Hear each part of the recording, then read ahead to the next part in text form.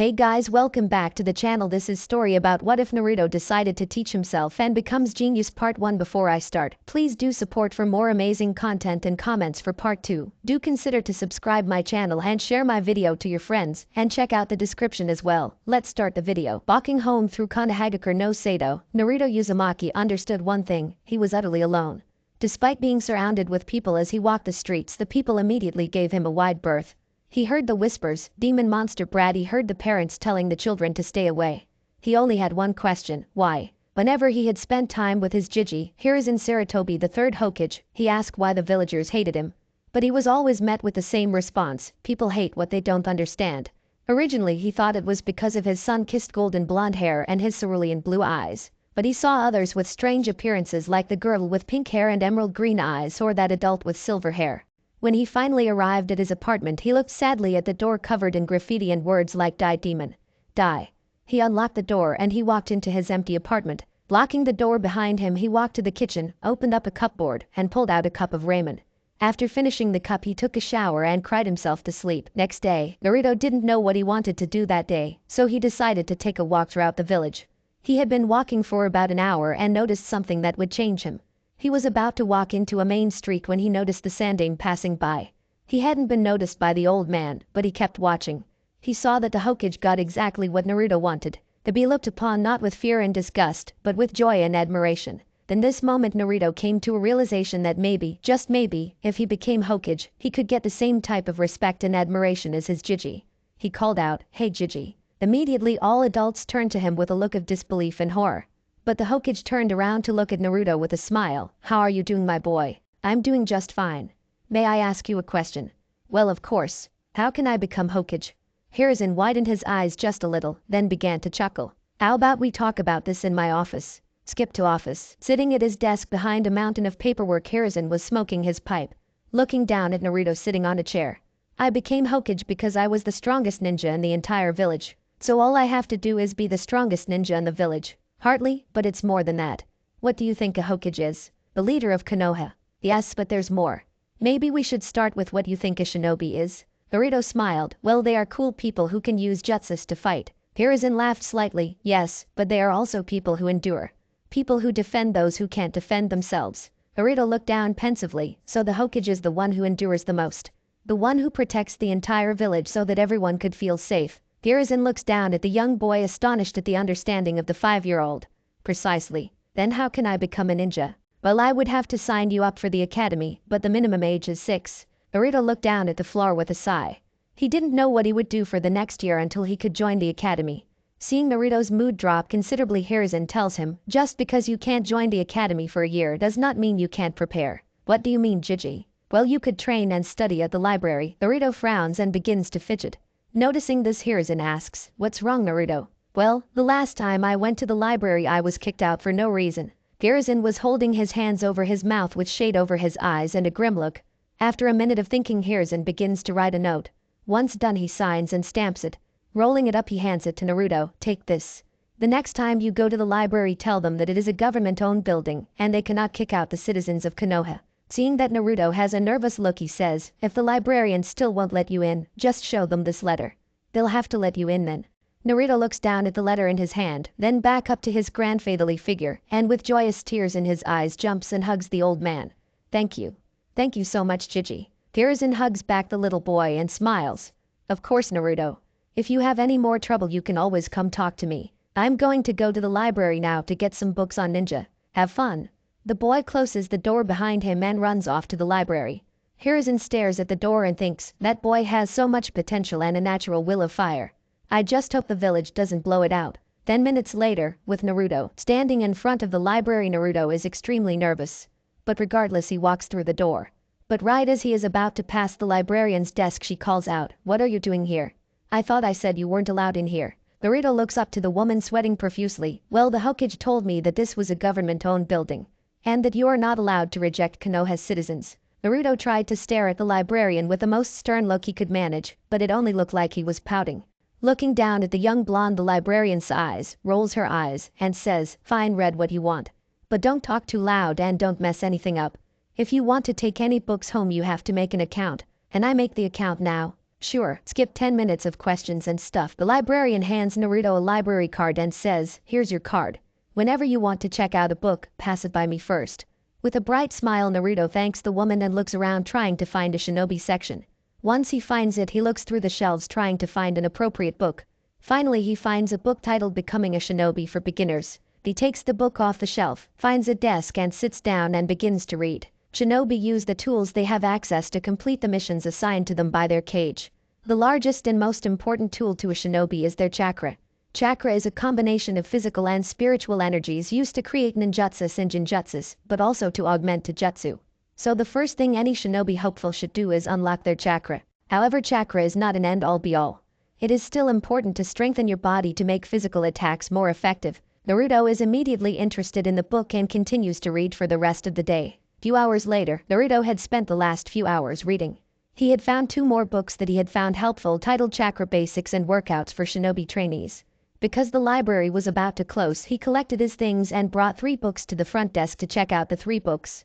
Walking up to the desk, he sees a different librarian. He tells her, "Good afternoon, I would like to check out these 3 books." Looking down, the lady smiles and asks, "May I please see your library card?"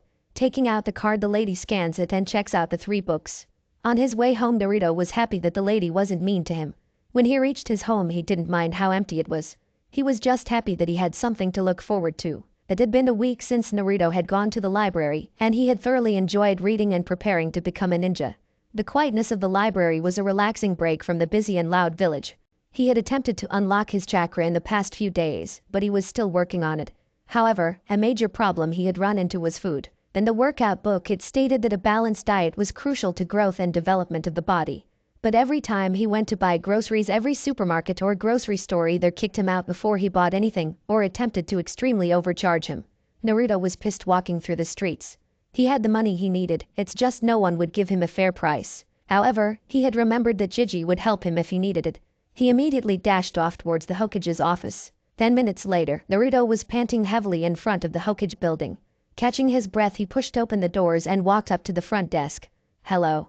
May I go see the Hokage or is he busy?" The desk lady looked up and rolled her eyes. "Of course he's busy, brat. He would never have time for you." Naruto looked down, trying to fight off the tears appearing in his eyes, when he heard a voice off to the right. "Of course I would have time for Naruto," Hiruzen shouts. "Anything to get me away from that wretched paperwork." Smiling down at Naruto, he says, "Let's take a walk." Smiling brilliantly, he walked up to the old man and said, "Let's go." Right before they walk out the door, the Hokage turns to his assistant and glares, sending shivers down her spine. She thought, "I definitely just lost my job." Once outside, the old man asks, "What's wrong, Naruto? Why did you come to see me?" Naruto looks down and mumbles, "I need help buying food." Looking at Naruto, Hiruzen is completely confused. "You're going to have to speak up, my boy. I read in a book that if you want to grow you need to eat healthy food, but every time I try to go buy some, people kick me out or raise the price. I came to you because maybe you have a way to fix it." Despite Hiruzen's surprised face, inside he was boiling mad. Yet simultaneously the gears were turning in his head to find a solution. "I think I know what you can do. Have you unlocked your chakra?" "I'm still trying, but I think I'm close." "Then I can't teach you henge just yet. For now I will go with you to buy groceries, but you have to come back so I can teach you the jutsu." Naruto began jumping up and down with stars in his eyes. "Really, Gigi, really?" "Sure. But for now let's go to a market. I'll buy you everything you need." Naruto had turned and hugged the old man. "Thank you so much." Coincidentally, they had stopped just in front of the store. As a test, Hiruzen let Naruto walk in first. Once Naruto had walked through the door, a clerk had shouted, "What are you doing in here? I told you, you weren't allowed in. Why wouldn't this Konoha citizen be allowed to shop in your fine establishment?" Hiruzen had asked with a menacing smile. Looking up, the clerk was sweating bullets. "H. Hokage-sama. Oh, of course he's allowed in here. I thought so." 2 hours later, inside Naruto's apartment, Naruto and Hiruzen were filling the refrigerator with all the groceries bought earlier. Besides all the food, there was a cookbook on the table. Closing the fridge door, Naruto turns around to face the old man. "Thank you so much, Gigi." "You're welcome, Naruto. I want you to grow up big and strong. That can't happen if you don't know how to make your own food." "I'll learn how." Hiruzen begins to leave, opening the front door. "I know you will. But I have to go back to the office now. Bye, Gigi." Hiruzen closes the door behind him, leaving the young blonde alone. Immediately Naruto sat down to learn to cook. X 1 year time skip X. It was 6 in the morning, and Naruto had woken up excited because today was the first day of the academy. He had grown to 3 foot 5 inches, and he had lost a lot of his baby fat from the workouts he had done. He jumped out of bed and started his workout. He started with a stretch, then continued with 50 push-ups and 50 sit-ups. After he took a shower and made a breakfast of toast, eggs, and bacon. By 7:30 he was on his way to the academy. When he finally arrived he was excited to meet his classmates. He walked through the doors, and after finding his room he saw there were 3 people already there. First was a black-haired, unexcited child near the window. Next was a black-haired kid in a pineapple bun at the back with his head down, sleeping. Finally sitting next to him was a brown-haired chubby boy munching on some chips. He decided to sit right in the middle of the classroom. Far back enough to not attract too much attention, but close enough to the board to make sure he could learn. He pulled out a book on Fuinjutsu. He found it easy to understand and was smiling back on how he found it. Flashback: Naruto had reading a book on Konoha history when he saw something. Konoha had an alliance with Whirlpool Village. Well, that alone didn't catch his attention, the fact that it was made of mostly the Uzumaki clan did. Surprised he even had a clan, he stood up to try to find a book on them. He searched aisle by aisle for nearly 5 minutes before he found a book on the Uzumaki clan. He took it off the shelf and quickly flipped it open. The Uzumaki clan was native to the village hidden in the whirlpools. They could be identified by their fiery red hair. They showed extreme skill in both Kenjutsu and Fuinjutsu. Uzumakis were known for their vitality and longevity. While they did not have a Kekkei Genkai, they did tend to have extremely large chakra pools. Some chunins having as much chakra as a cage. Excited, he was able to finish the entire book before he had to leave. He was saddened by their destruction, but chose to honor his ancestors by taking up Fuinjutsu, finding a book for beginners, and checking it out. Flashback end. Eventually more and more students walked into the classroom. At 8:15 a lightly tanned man with a scar over his nose walked behind him, a pale man with a bandana over his light blue hair. Good morning class, my name is Umino Ruka, and I will be your teacher for the next 6 years. This is my assistant Mizuki. I am going to call attendance. As he did, he only paid attention to the names of the kids from clans. Abiram Shino, a black-haired kid with pitch-black sunglasses and a gray jacket that went over his mouth. Akimichi Choji, he was the chubby kid from earlier. Hyuga Hinata, a girl with pale eyes, dark blue hair, she wore a purple jacket with burgundy pants. In Yuzuka Kiba, he had brown hair and red marks on his cheeks. Nara Shikamaru, the sleeping kid with black hair. Uchiha Sasuke, the black-haired birder looking out the window. Uzumaki Naruto, here Yamanaka Ino, a bleach blonde-haired girl with pale blue eyes. Finishing attendance, Iruka put the clipboard down and began his speech. You all are here to become ninja. This means that you will train to become genin. Here you will learn normal school studies, but you will also learn the basics of being a ninja. This includes ninjutsu, taijutsu, and jinjutsu. Most of you have not unlocked your chakra yet, however some of you have. Would anyone like to come up for a demonstration? 3 people walk up to the front of the class. Naruto, Sasuke, and Shikamaru. As he was walking down the steps he could hear the kids whispering about him. Once he got there, Iruka asked, what can you do? First Shikamaru went. Troublesome. I know the Kajimane Jutsu. When he uses it, his shadow begins to thin and connect to Iruka's. I can use it to control people's movements. He demonstrates by having Iruka follow his movements while he yawned. Thank you Shikamaru. Now can you end it? When he ended it, Naruto went, well, I can use the henge and the kawarimi. He demonstrated this by transforming into a perfect copy of the teacher next to him. That's good. That is one of the jutsu you will need to pass the genin exams. Finally Sasuke stepped forward and said, I can use Katen. Kakakyu no Jutsu, sending a basketball-sized fireball in front of him. Iruka clapped for them. Thank you all for your demonstration. Please go back to your seats. They went to sit down. Naruto smiled, excited for his new year. The few months had passed and it was winter now. The excitement of being in the Shinobi Academy had begun to fade. All the students avoided him like the plague, following in the footsteps of their parents. He was surrounded by people yet all alone. He also noticed small things from his teachers. They would refuse to answer his questions, and during physical development he could tell they were teaching him the wrong academy-style stances. He felt lucky that he had found a taijutsu book or he'd be stumbling over his feet. He hadn't found a style that he felt comfortable with, so he learned basic punches, kicks and blocks, so he could use them. Sweaty and tired from the workout he had done after the academy, he was on his way home through a forest when he heard a commotion. They lied, freak. You think you're better than us? Worried, he ran towards the noise. When he got there he saw 5 older boys beating up on a girl. Enraged he called out, "Hey idiots, pick on someone your own size." All the boys turned to him confused. When they saw the small boy they broke out in uncontrollable laughter. "Oh yeah?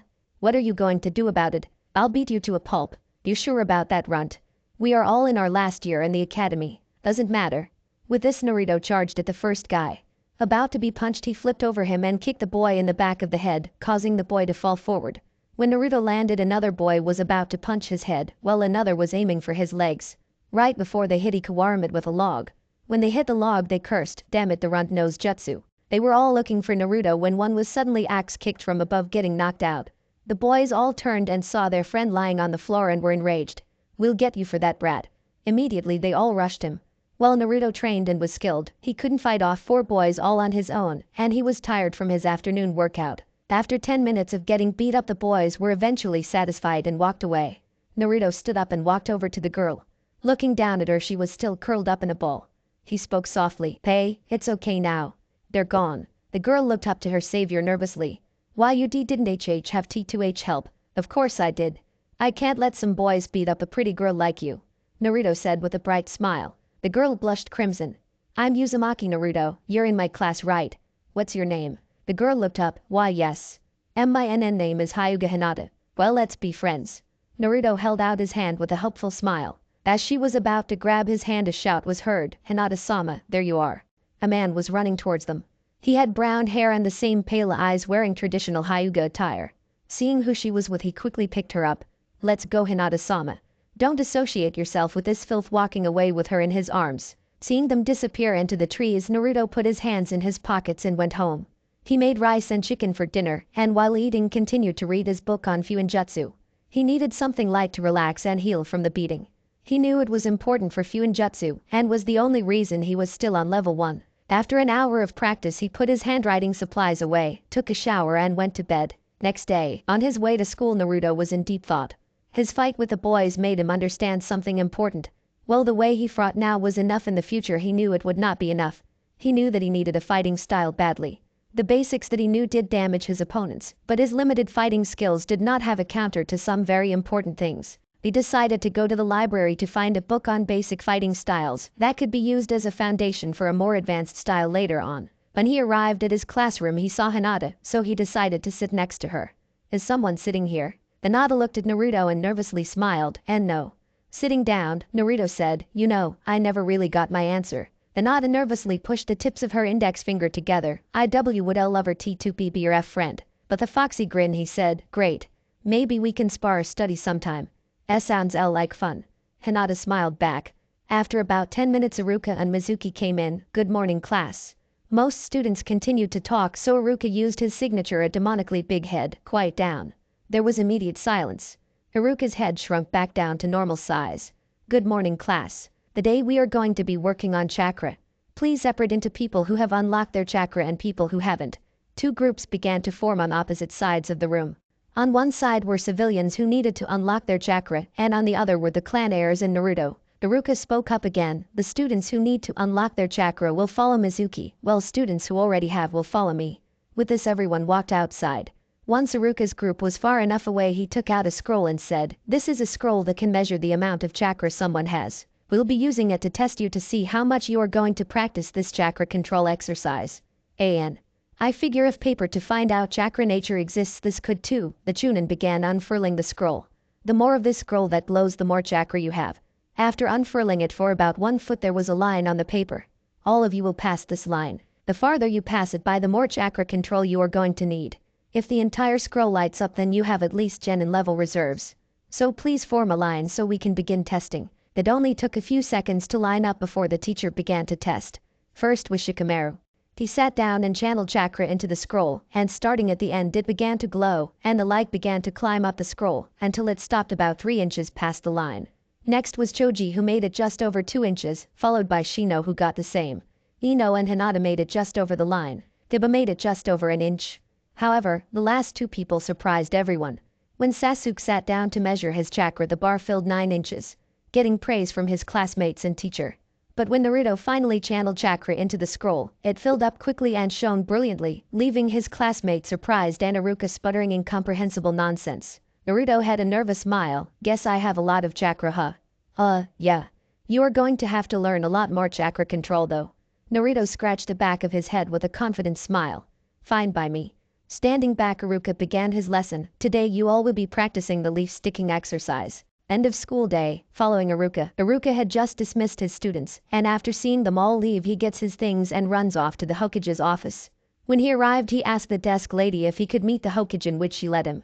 When he knocked on the door, he heard it come in. Opening the door, he greeted, "Good afternoon, Hokage-sama." Good afternoon to you too. Why are you here? Well, we were practicing chakra today when one of my students surprised me. Oh, really? Which one? Uzumaki Naruto. When we were testing for chakra amount, he was able to fill our academy scroll near immediately. As far as I know, only genins or higher can do that. Do you think this is because of his tenant? I don't know, I didn't see any red chakra. Do you think we should test him further? Maybe so we can see how much chakra he actually has. He was struggling to do the leaf exercise today. Every time he tried sticking the leaf to his forehead, it would be blown off and incinerated, showing he used way too much chakra. Okay, test his levels again. His levels will only keep growing, so you might have to teach him a higher level of chakra control. Thank you, Hokage-sama. With that, he left the office. Following Naruto, Naruto was in the library looking through a book on taijutsu styles. Knowing that his teachers were teaching him the wrong katas, he had to find a taijutsu style. Earlier in the book it said that styles had a certain focus like strength, speed, countering, or flexibility.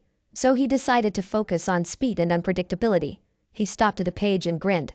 He found a style called Raken. For offense it had fast precise hits. But for defense it had dodges and parries. After that he found the complete book, and instead of just checking it, he bought it because he would need it for much longer than the 2-week limit. He immediately ran off to a training ground to learn his new taijutsu style. Winter was ending with 3 months left before the genin exams, and Naruto was nervous. 5 years of chakra control exercises and he still couldn't make a damn clone. He learned leaf sticking, tree climbing, and water walking. He even tried combining exercises. He could stick leaves to different parts of his body while water walking, and he still couldn't control the minimal amount of chakra necessary to make clones. He read that elemental clones cost more chakra and figured it would be easier for him to do without overloading the clone, but when he went to the library to find a scroll, it was in the ninja section. He wasn't allowed in yet. Naruto always thought he would have time to learn the clone, but with time running out he only knew one more solution. Opening the door to the Hokage building, he was unsure if the Hokage would even see him. Naruto hadn't visited in a while. Good morning, may I see the Hokage today? Staring at the boy, the secretary responded, okay, go upstairs. He isn't in a meeting. Scratching the back of his head with a grin, he thanks the woman and runs up the stairs excited. Reaching the door, he knocked and entered when he heard, come in. Hey Gigi. Ah, Naruto, I haven't seen you in a while. How's the academy? I'm second in my class, he says with a slight puff of his chest. But the slight smirk hears and responds, oh, not first. Sasuke Uchiha is ahead of me, but only because he does better in shuriken jutsu and ninjutsu. But that's why I'm here. What's wrong, Naruto? Slight concern in his voice. May you please help me with my clone jutsu? The old man slowly adopted a knowing smile. Being a Jinchuriki and an Uzumaki is making it impossible for him. Why do you need my help? Naruto begins to fidget nervously. Well, first I tried making my chakra control better, but I kept using too much chakra. Then I tried finding a more costly clone jutsu, but I needed to be a ninja to have access to that section. The graduation exam is coming up, so I figured that either you would know how I could use the clone or be able to find me a jutsu I could use. Ah, Kushina had the same problem. Hiruzen smiles as he begins to write down on a scroll. I am writing down all the information on shadow clones. However, this is technically a forbidden jutsu, so you have read all of it. There was a twinkle in Naruto's eyes as he looked back and forth between the scroll and the old man. Naruto hugged the Hokage, crying, thank you. Thank you. Thank you so much, Gigi. Holding the blonde in a warm embrace, Hiruzen responds, anytime my boy, anytime. I gotta go, Gigi. I have to practice so I can have this jutsu down by graduation. Naruto excitedly runs out of the building on a beeline to the nearest training ground. Reaching training ground 31, Naruto sits down on the ground to read the scroll. Page Bunshin no Jutsu. B rank, seals. Clone seal. Form a cross with index and middle finger of both hands. Description.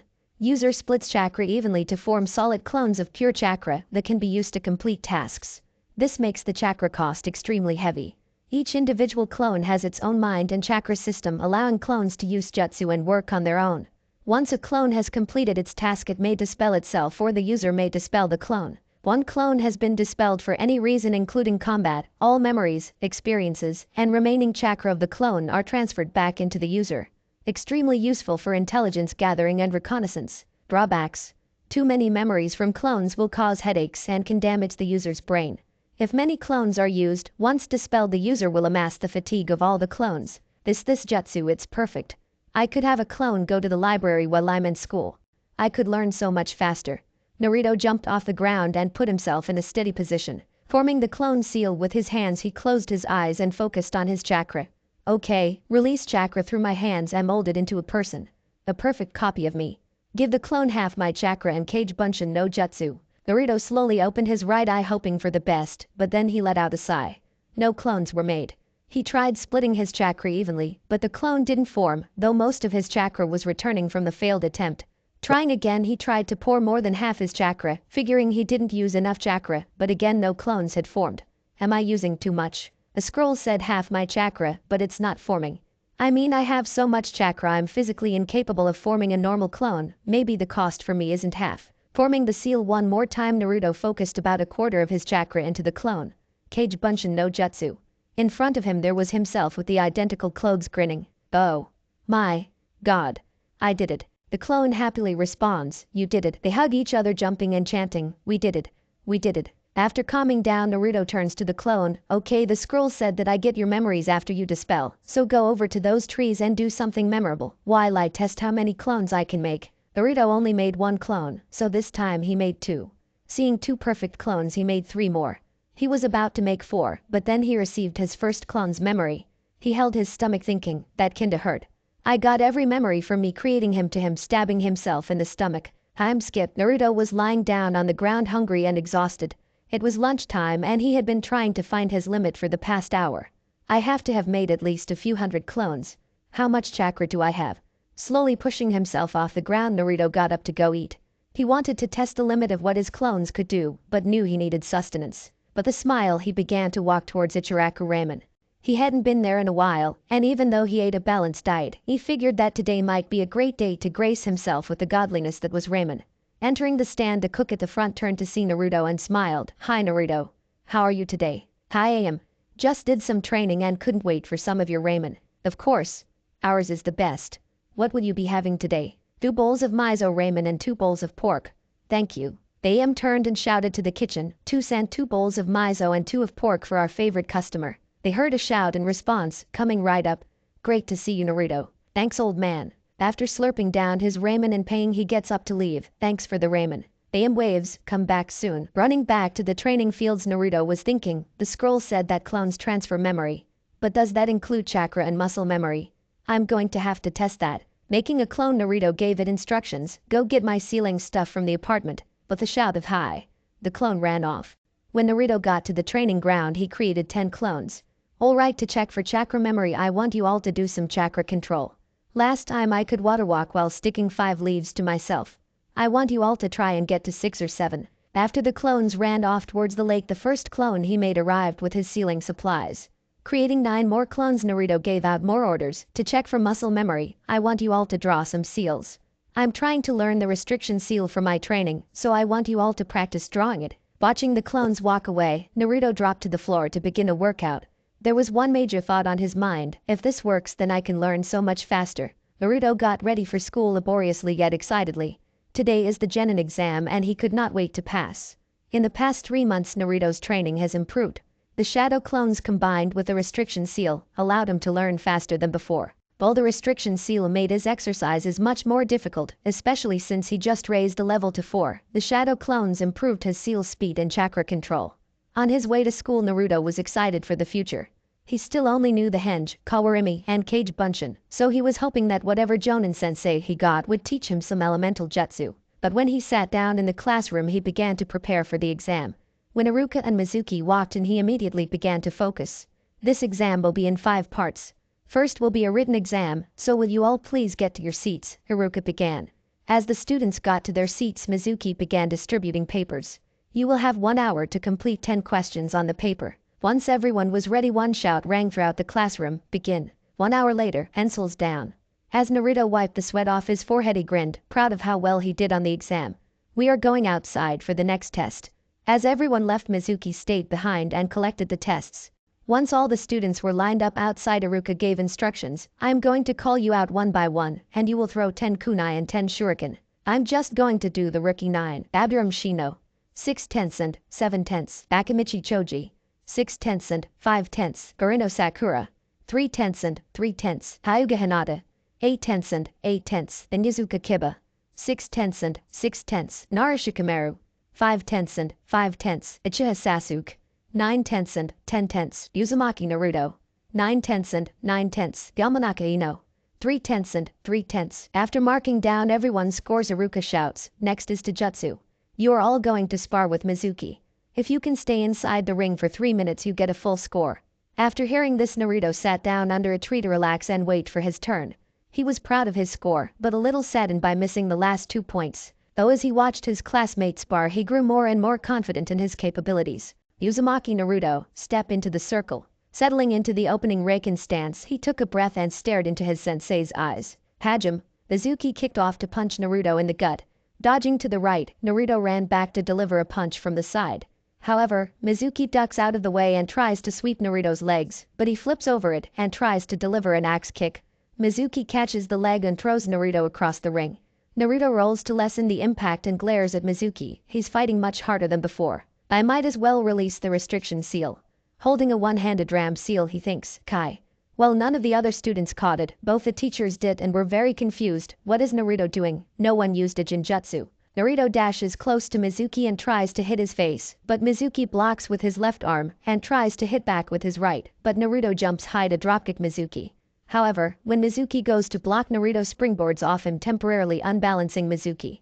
With a burst of speed, Naruto sprints to hit Mizuki square in his gut, knocking him out of the ring. The silence was deafening as everyone stared between the unconscious teacher and a student scratching the back of his head with a nervous grin. Oops. It took a second before Iruka took a breath and focused. Well done, Naruto, you may step out of the circle. As Naruto sat down and reapplied his seal, Iruka tested the remaining students himself, while he let Mizuki recover. After the Iruka wrote down the scores of the last student, he shouted for everyone's attention, everyone is dismissed for lunch. Be back inside the classroom by 12:30 p.m. Time skip. After everyone came back from lunch, Iruka made an announcement. We're going to do the last 2 tests, and if you pass them both you become genin. We'll call you to a separate room and test your Jinjutsu and your Academy 3 Jutsu. Now first up, Aburam Shino. As the numbers dwindled, Naruto began to focus. The ninjutsu part I'm confident in. I can even do them with only one sign. It's the Jinjutsu part I'm worried about. I always struggle to recognize that I'm in one. Iruka calls out, Naruto Uzumaki. As Naruto walks over to the other room, he continues his train of thought. To release a Jinjutsu, disrupt your chakra by either stopping its flow for a split second or releasing it in a small burst. A third but risky method is to physically injure myself. He stood confidently in front of his 2 teachers, but inside he was slightly nervous due to Jinjutsu being his worst subject. We will be testing you on how quickly you can recognize and escape from the Jinjutsu. Mizuki will put you in at a random point in time within the next few minutes. If you attempt to escape before he uses a Jinjutsu, points will be deducted. Ready? Definitely. As Naruto stood in the center of the classroom, nothing changed. He looked all around him and yet nothing looked different, even his teachers looked the same. He began to look around for the little details that might indicate he was in a Jinjutsu. It was a few minutes until finally he sees it. The color of the wood was different, and Iruka's hair was slightly darker, and his scar was slightly bigger. Holding the ram sign, Naruto closed his eyes to focus on his chakra. Once he had prepared adequately, he stopped the flow of chakra for a moment. Kai. Opening his eyes to smiling teachers, he grinned. Iruka congratulated him. Good job, Naruto, now do the Academy 3. Naruto nervously asked, am I allowed to do another type of clone? Iruka, I guess it's okay as long as it's functioning. Kage Bunshin no Jutsu. As the 2 teachers stared bug-eyed at the clones on both sides of Naruto, each clone did a different hand sign and a different jutsu with them. Henge. The clone on the left transformed into a perfect clone of the Sandaime Hokage. Aorimi. There was now a log where the clone on the right now stood. And in between was a grinning Naruto with his chest puffed out in pride. Once the 2 teachers broke out of their stupor, they showed similar emotions, but their thoughts were extremely different. Mizuki was furious. The way this is going, my plans are going to be ruined. However, Iruka grabs a black cloth headband and proudly states, congratulations, Naruto, you are now a genin. As his hand is over, he continues, come back in a week for team assignments. The grades will be posted on the board that day too. The elated grin that was plastered on Naruto's face as he received his headband was nearly contagious. And as he bounced out of the building, he paid no mind to harsh whispers or the indignant glares. He was just happy he got his headband. And the extreme amount of celebratory raiment tasted better than ever before. But as he walked home, he felt a tap on his shoulder. Hey Naruto, can I talk to you? Turning around, he saw Mizuki behind him. Sure, what do you need? Let's talk in private. Sure. After walking into the forest for a little, Mizuki began, you did amazing during the exams, and I wanted to congratulate you for that. With a grin he responded, thanks Mizuki-sensei. However, Sasuke will most likely beat you out for Rookie of the Year, and I wanted to know if you wanted a chance to change that. There was a brief silence as Naruto thought about it, but replied, "No thanks, status as Rookie of the Year isn't that important to me." There was a slight twitch on Mizuki's face, however. Naruto caught it. Mizuki continued, "Well, if you succeeded in the extra test you would also receive 2 kunai and shuriken sets." Naruto squinted his eyes in suspicion. This sounds fake. But let's see. What exactly is the test? Few hours later, "Hey Gigi." The old man looked up from his paperwork and smiled. "I see you've passed." The smile spread to Naruto's face. "Of course, you helped me with my main problem. Except I now have another one." Hiruzen adopted a face of concern. "Is everything alright?" Getting a little more serious, Naruto began. "Well, Mizuki said that there was a bonus exam to guarantee my spot as Rookie of the Year." The Hokage was now confused. "There is no bonus exam." "I thought so, but what sealed it for me is that he said that the test was to steal the scroll of seals and bring it to some remote area of the forest. That would be traitorous." "I know. That's why I came to talk to you. I wanted to ask you what I should do." Hiruzen scratched his chin and thought, "What do you think I should do?" "Well, you could arrest him now, but you don't have enough to prove anything. So what I would do is have me take a fake scroll and pretend the heist is actually happening. But have an Anbu follow me out to the meet point and hide. Once Mizuki shows, that would be enough." "That sounds like a plan." Inu. The swirl of leaves and a man appeared kneeling before his leader. "Yes, Lord Hokage. Follow Naruto to the rendezvous point with Mizuki.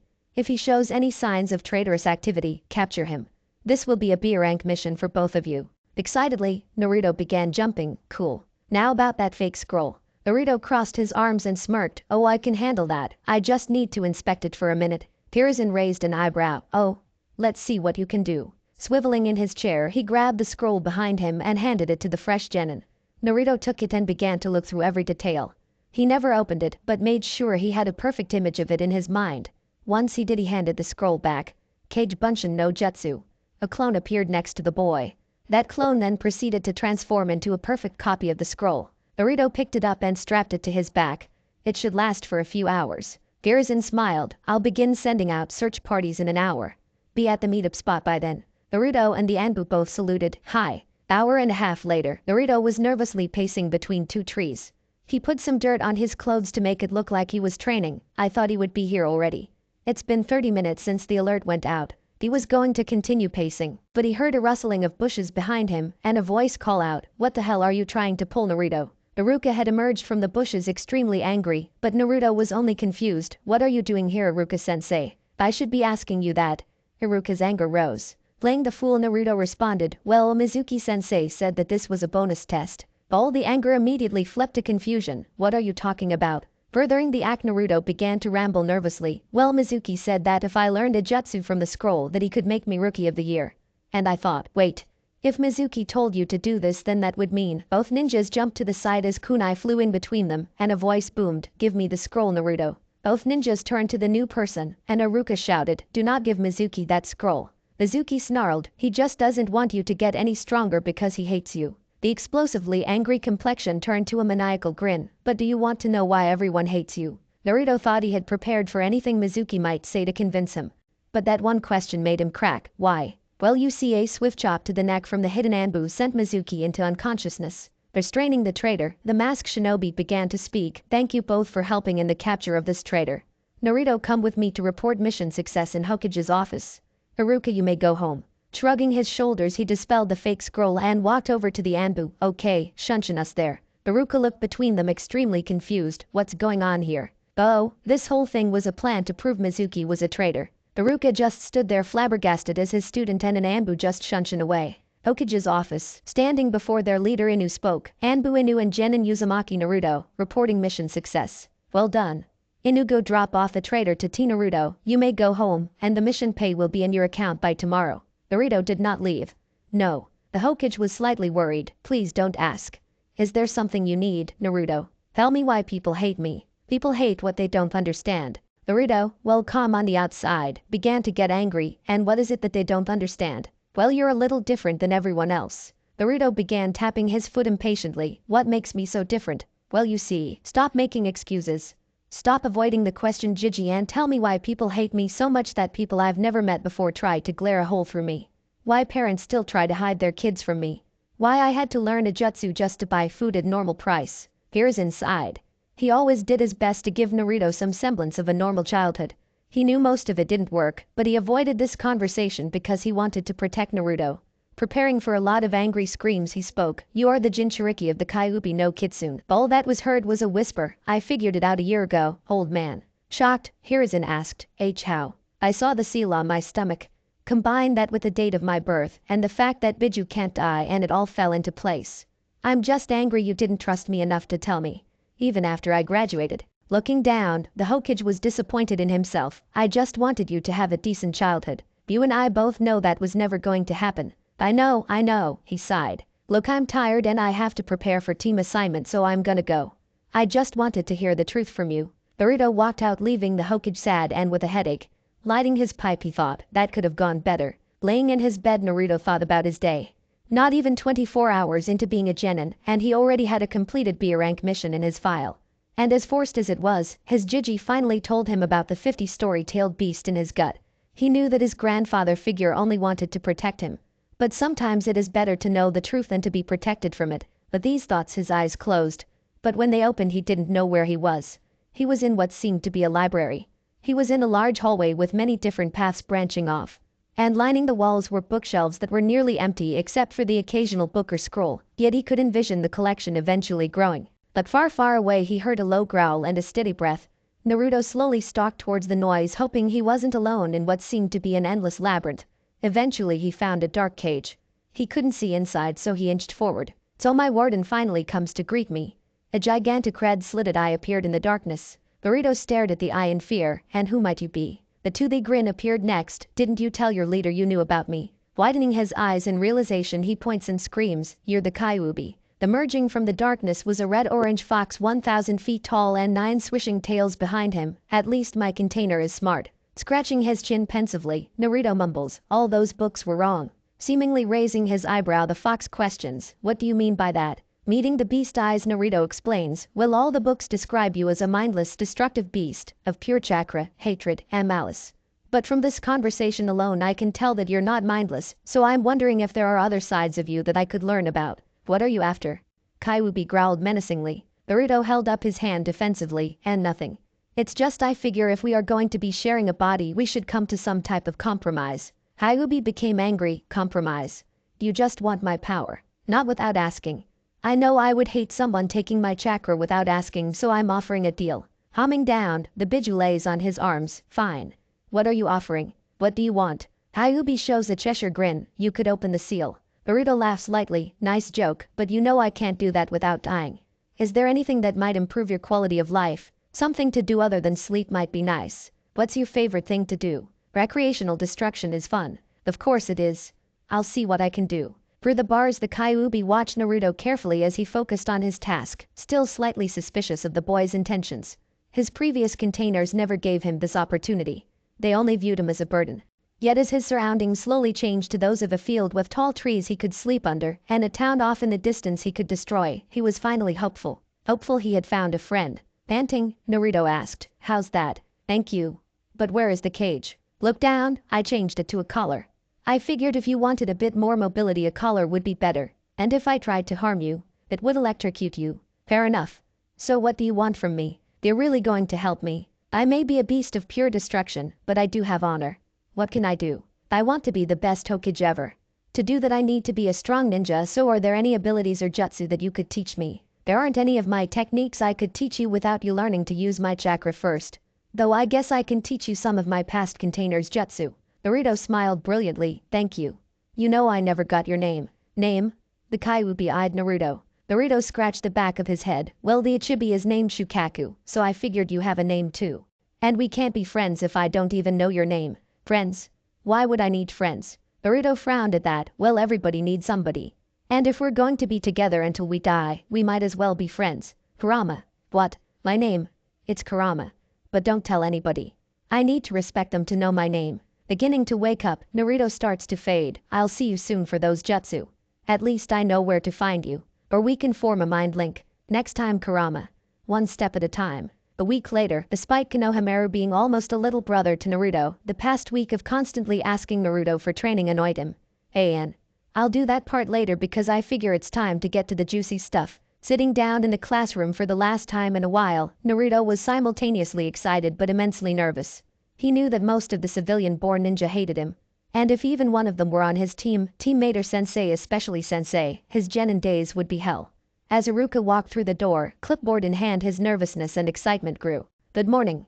Today is the day you truly become genin. You will be placed in squads of 3 genin, and a jonin sensei. Naruto zoned out Iruka's speech, just focusing on praying for good team members. I will call out your teams one by one. After that you will be dismissed for lunch. Return by 12:30 p.m. to meet your jonin senseis.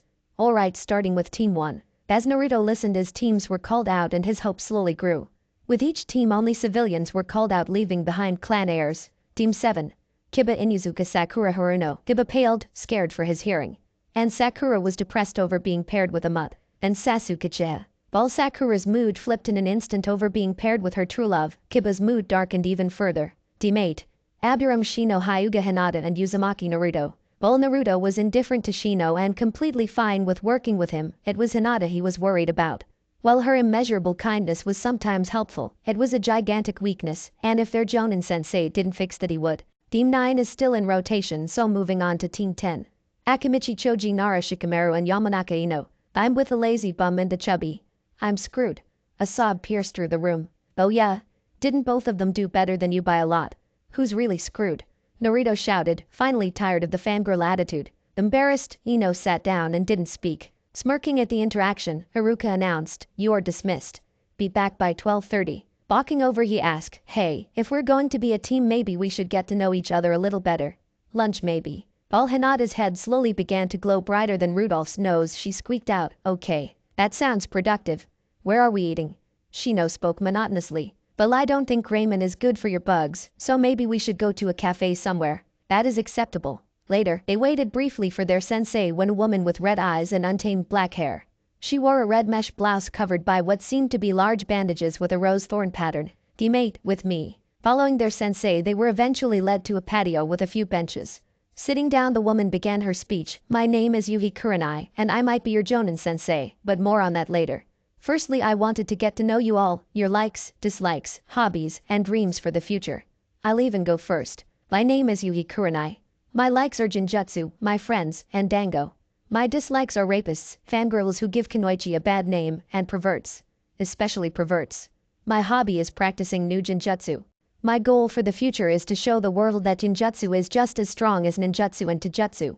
And that Kunoichi can be just as good as men." Who's next? My name is Aburame Shino, and my likes are my Kakechu and my family. I dislike people who hate or kill bugs unnecessarily. My hobby is to collect bugs. My goal is to become the best Aburame clan head I can be. Those are reasonable goals. Who's next? Then my end name is Hyuga Hinata.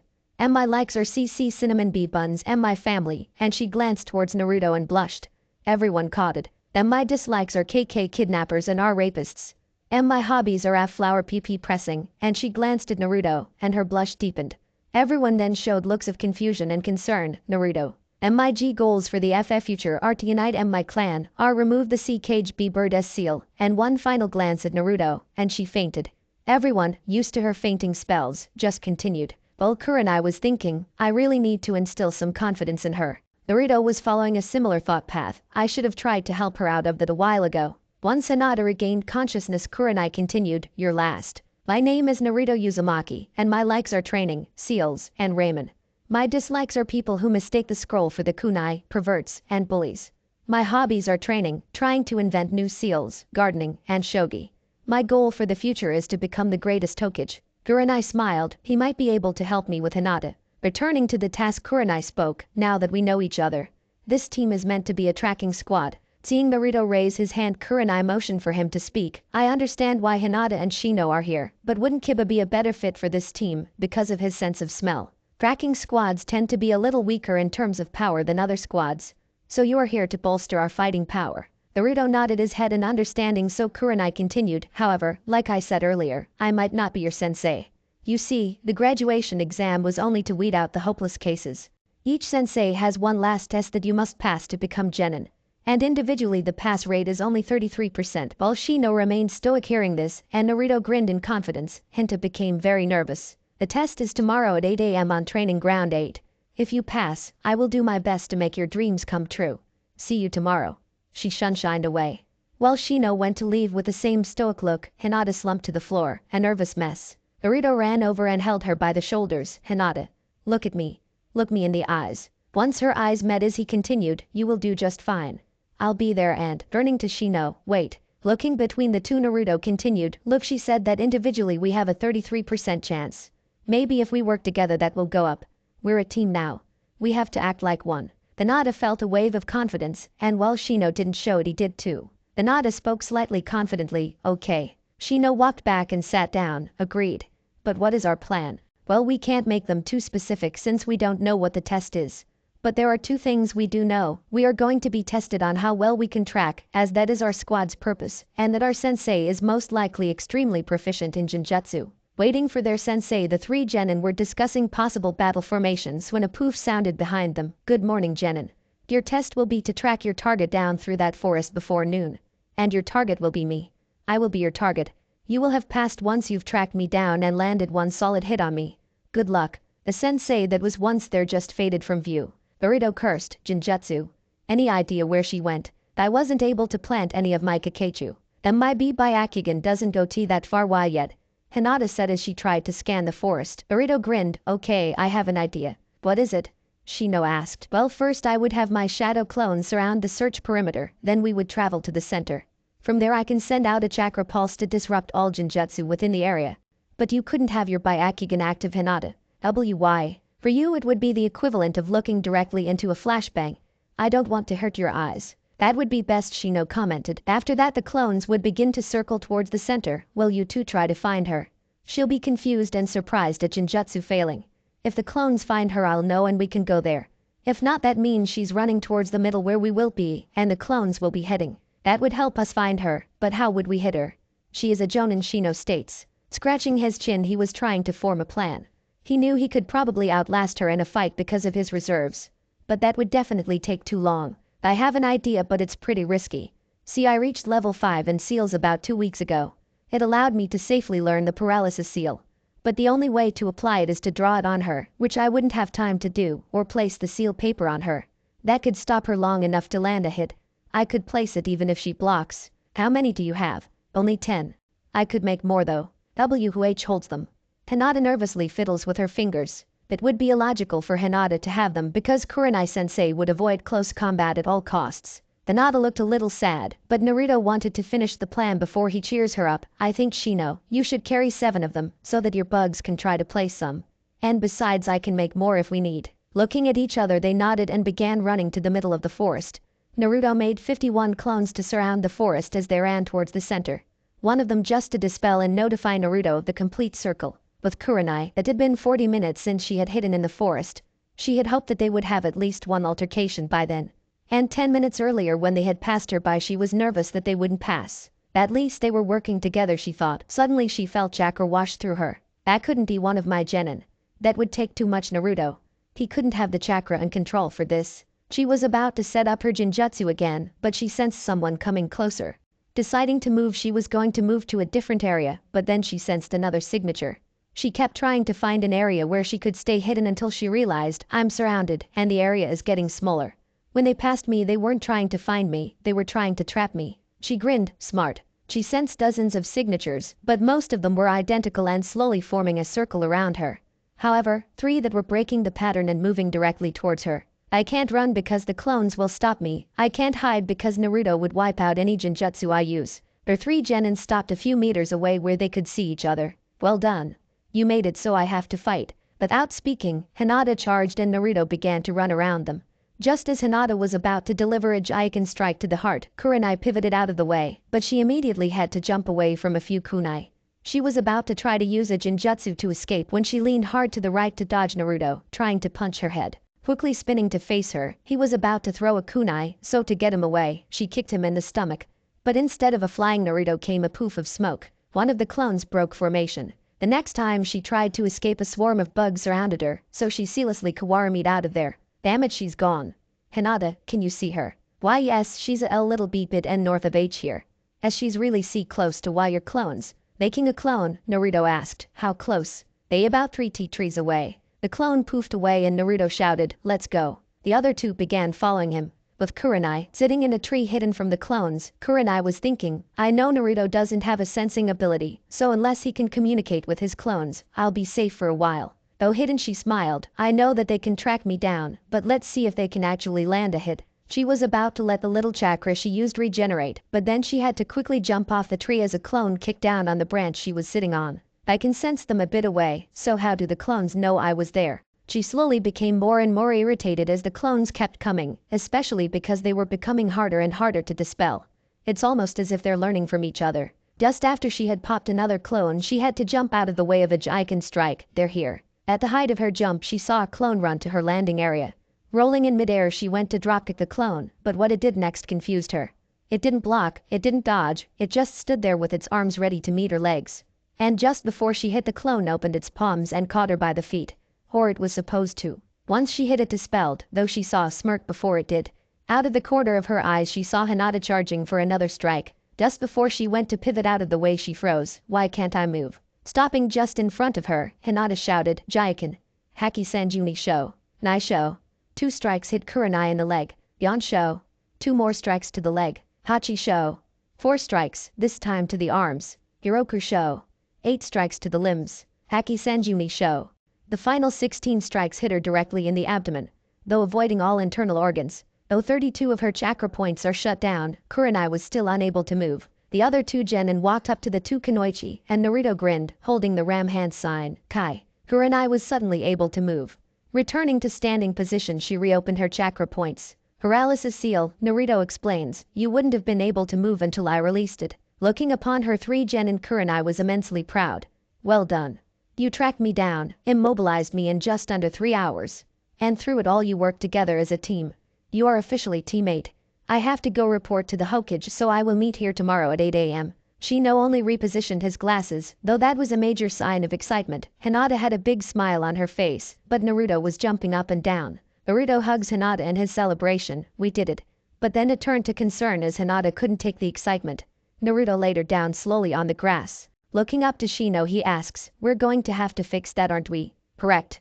It could cost us the mission, or our lives. Hey, if you need to leave, I can stay until she wakes up.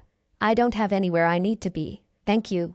I have to tend to some of the hives today. Running off, Naruto pulled out his sealing equipment to wait for Hinata to wake up. Minus 30 minutes later, Naruto was practicing a barrier seal when he heard a murmur. Where is he, everybody? Putting his things away, he responded, everyone left about 30 minutes ago, but I offered to wait for you to wake up. Oh.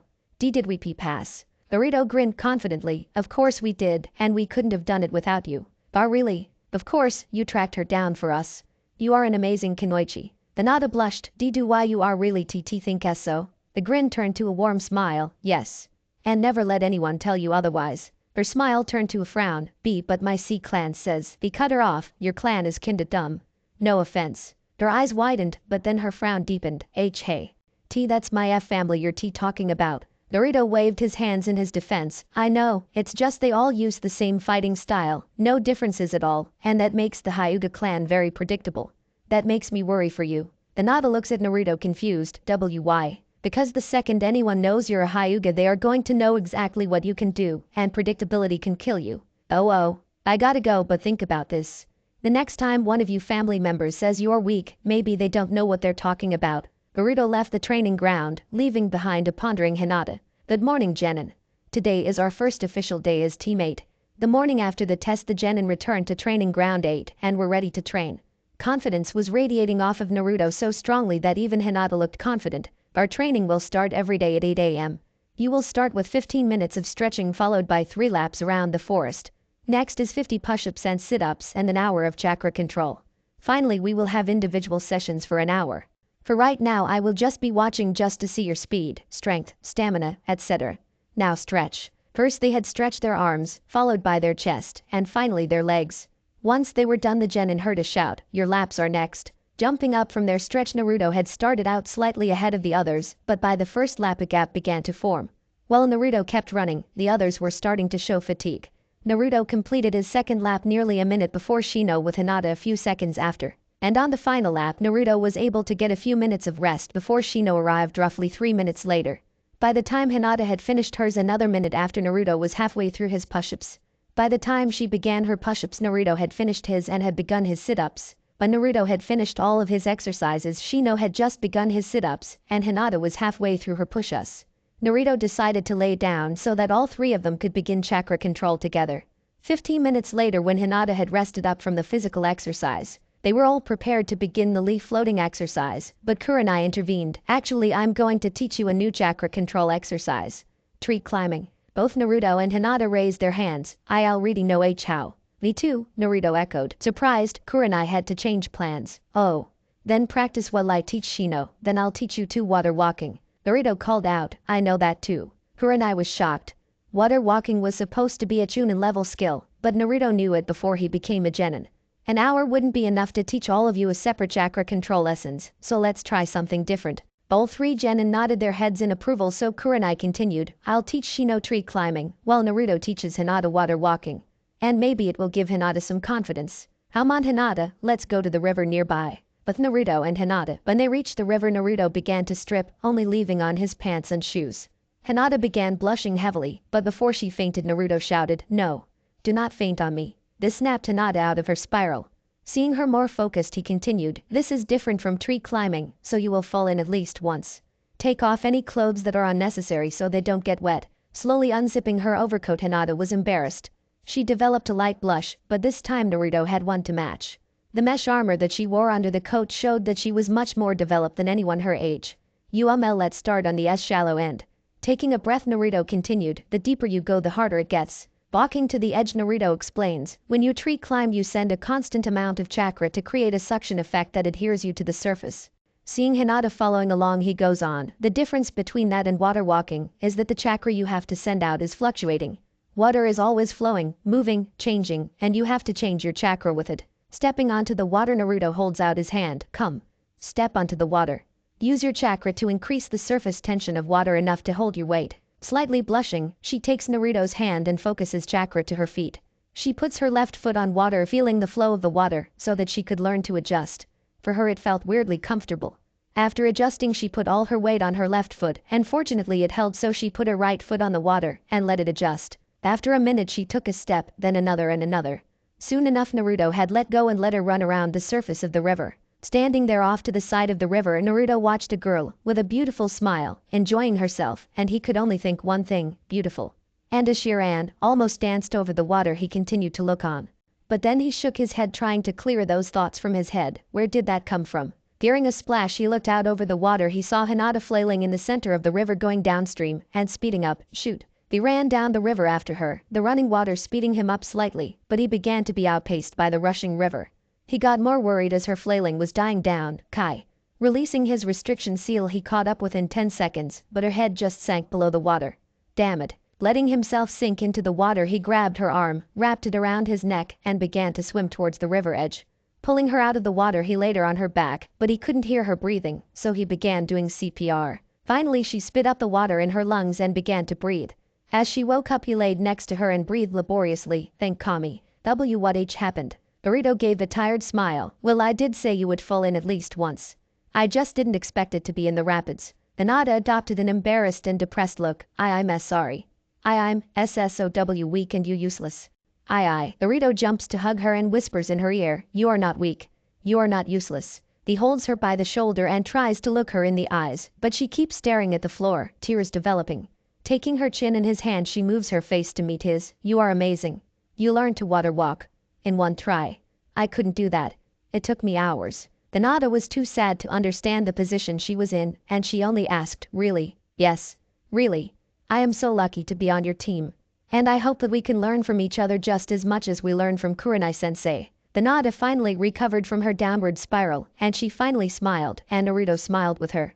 But when they looked at each other and fully understood that their faces were 3 inches away from each other, one hand on her shoulder, the other holding her chin, they were completely drenched, so her figure showed even more than before, and the water glistened off of Naruto's abs. And for the first time someone actually matched Hinata's blush, as they blushed so hard they looked like glow sticks and passed out. At the end of the hour, Kurenai left behind a shadow clone to teach Shino, and went to look for the wayward pair of genin. Near the river she had only found their shirts and jackets, but had sensed them unmoving about a mile downstream, Picking up the shirt, she ran downstream where she found a shirtless Naruto with a drop of blood trailing down his nose, passed out, laying next to a passed out Hinata, with her mesh armor stuck to her skin, and a trail of blood down her nose too. She looked down smiling, he might be what she needs after all.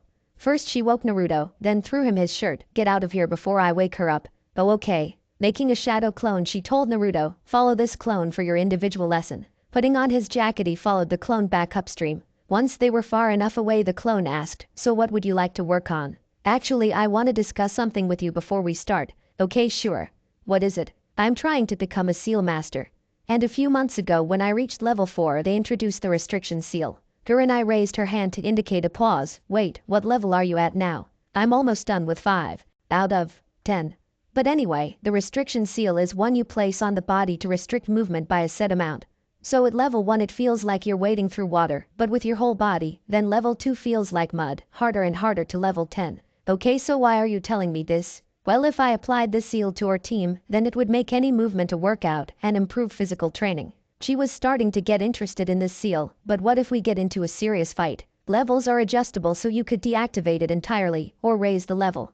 All it requires is some chakra. You could apply this seal yourself. Yup. How? Well, this seal is applied directly to the body, so I would need access to the back and limbs. So the person getting the seal would have to be naked.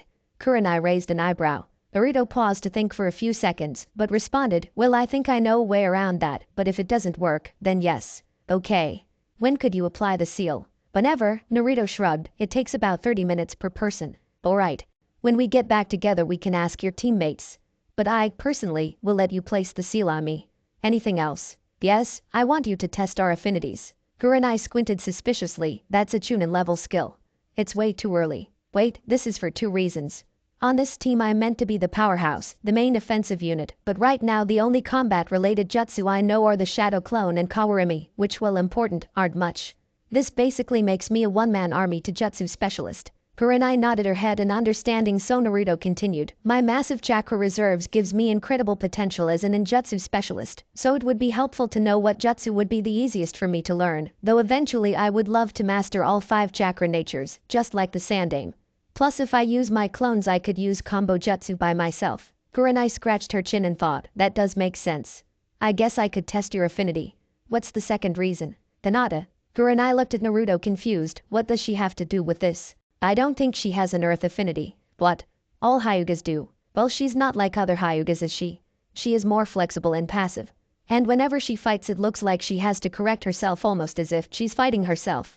Kurenai finished. Exactly. Kurenai looked at Naruto with hope. I really hope you're right, because if you are, this solves most of her problems. Naruto grinned back, you and me both. Kurenai's smile softens and she asks, now how can I actually help you? Well, I never got to know the next chakra control exercise. Pulling out a kunai, it begins to hover in her hand. Each chakra exercise corresponds to a rank. Water walking was Chunin. The next one is the Jonin chakra control exercise, kunai balancing. Let's see how fast you can learn it. It had been 2 weeks since their conversation. A week ago Naruto had placed the seals on everyone, and today they released them to get accustomed to their new speed, strength, and stamina. Kunai had gone especially hard in their exercises to test their limits. However, during chakra control training Kurenai made a change. Come here today, I want to test something before we do chakra control. Walking towards her, Kurenai began to explain, this is litmus paper. It is so sensitive to chakra that if you pump any amount of chakra into it, it reveals your chakra affinity. Similar to the chakra scroll back in the academy. Shino noted, yes. I'm doing this now so I know what jutsu to teach you. Handing them out she explained further, if it burns if your affinity is fire, if it dampens it's water, if it turns to dirt it's earth, if it wrinkles it's lightning, and if it's wind it gets cut. She demonstrates by pumping chakra into her own slip making it burn. Folding the paper in his hand Naruto comments, pretty intuitive. Yes, so Shino you can go first. Holding the paper in one hand he channels chakra through his hand and into the paper, and from the corner it begins to burn. Birth style. Is it good? Shino asks. All affinities are good, they just have strengths and weaknesses. You're next Naruto. Taking the paper he grips it by the corner and channels chakra through it. It crinkled almost into a ball then became very damp. Kurenai was very surprised, very strong lightning affinity with water as a secondary.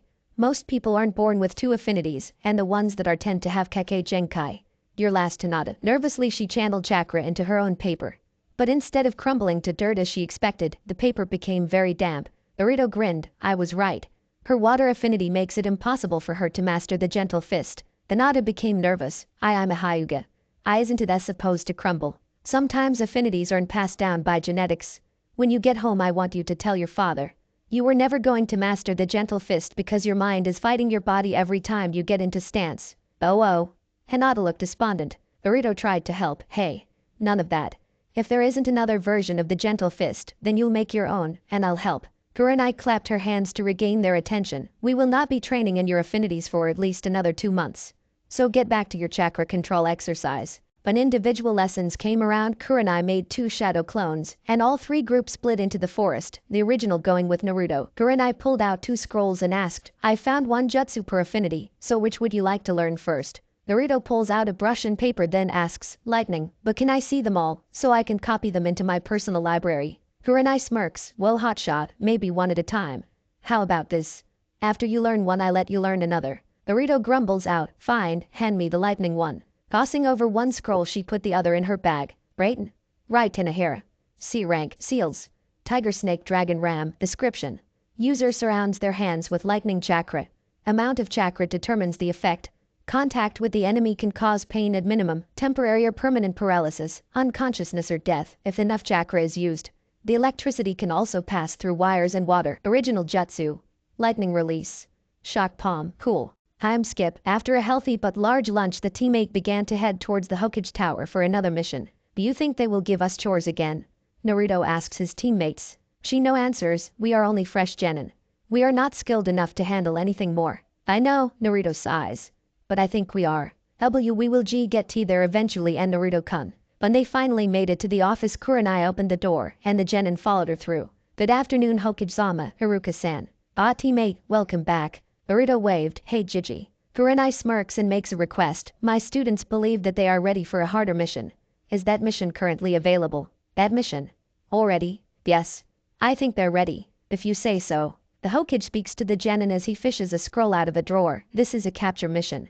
The client, the daimyo's wife, has tasked you with finding the target, capturing them, and returning them here. All 3 genin widened their eyes in shock. Such an important mission. For genin. Only for genin. Finding the scroll he opens it and checks. The target has dark brown hair, black eyes, and a red ribbon in her hair on the left side. Closing the scroll the Hokage tosses it to Naruto with a smirk. Oh. And she's a cat. The silence was deafening. Our mission is to capture the daimyo's cat. Daimyo's wife's cat.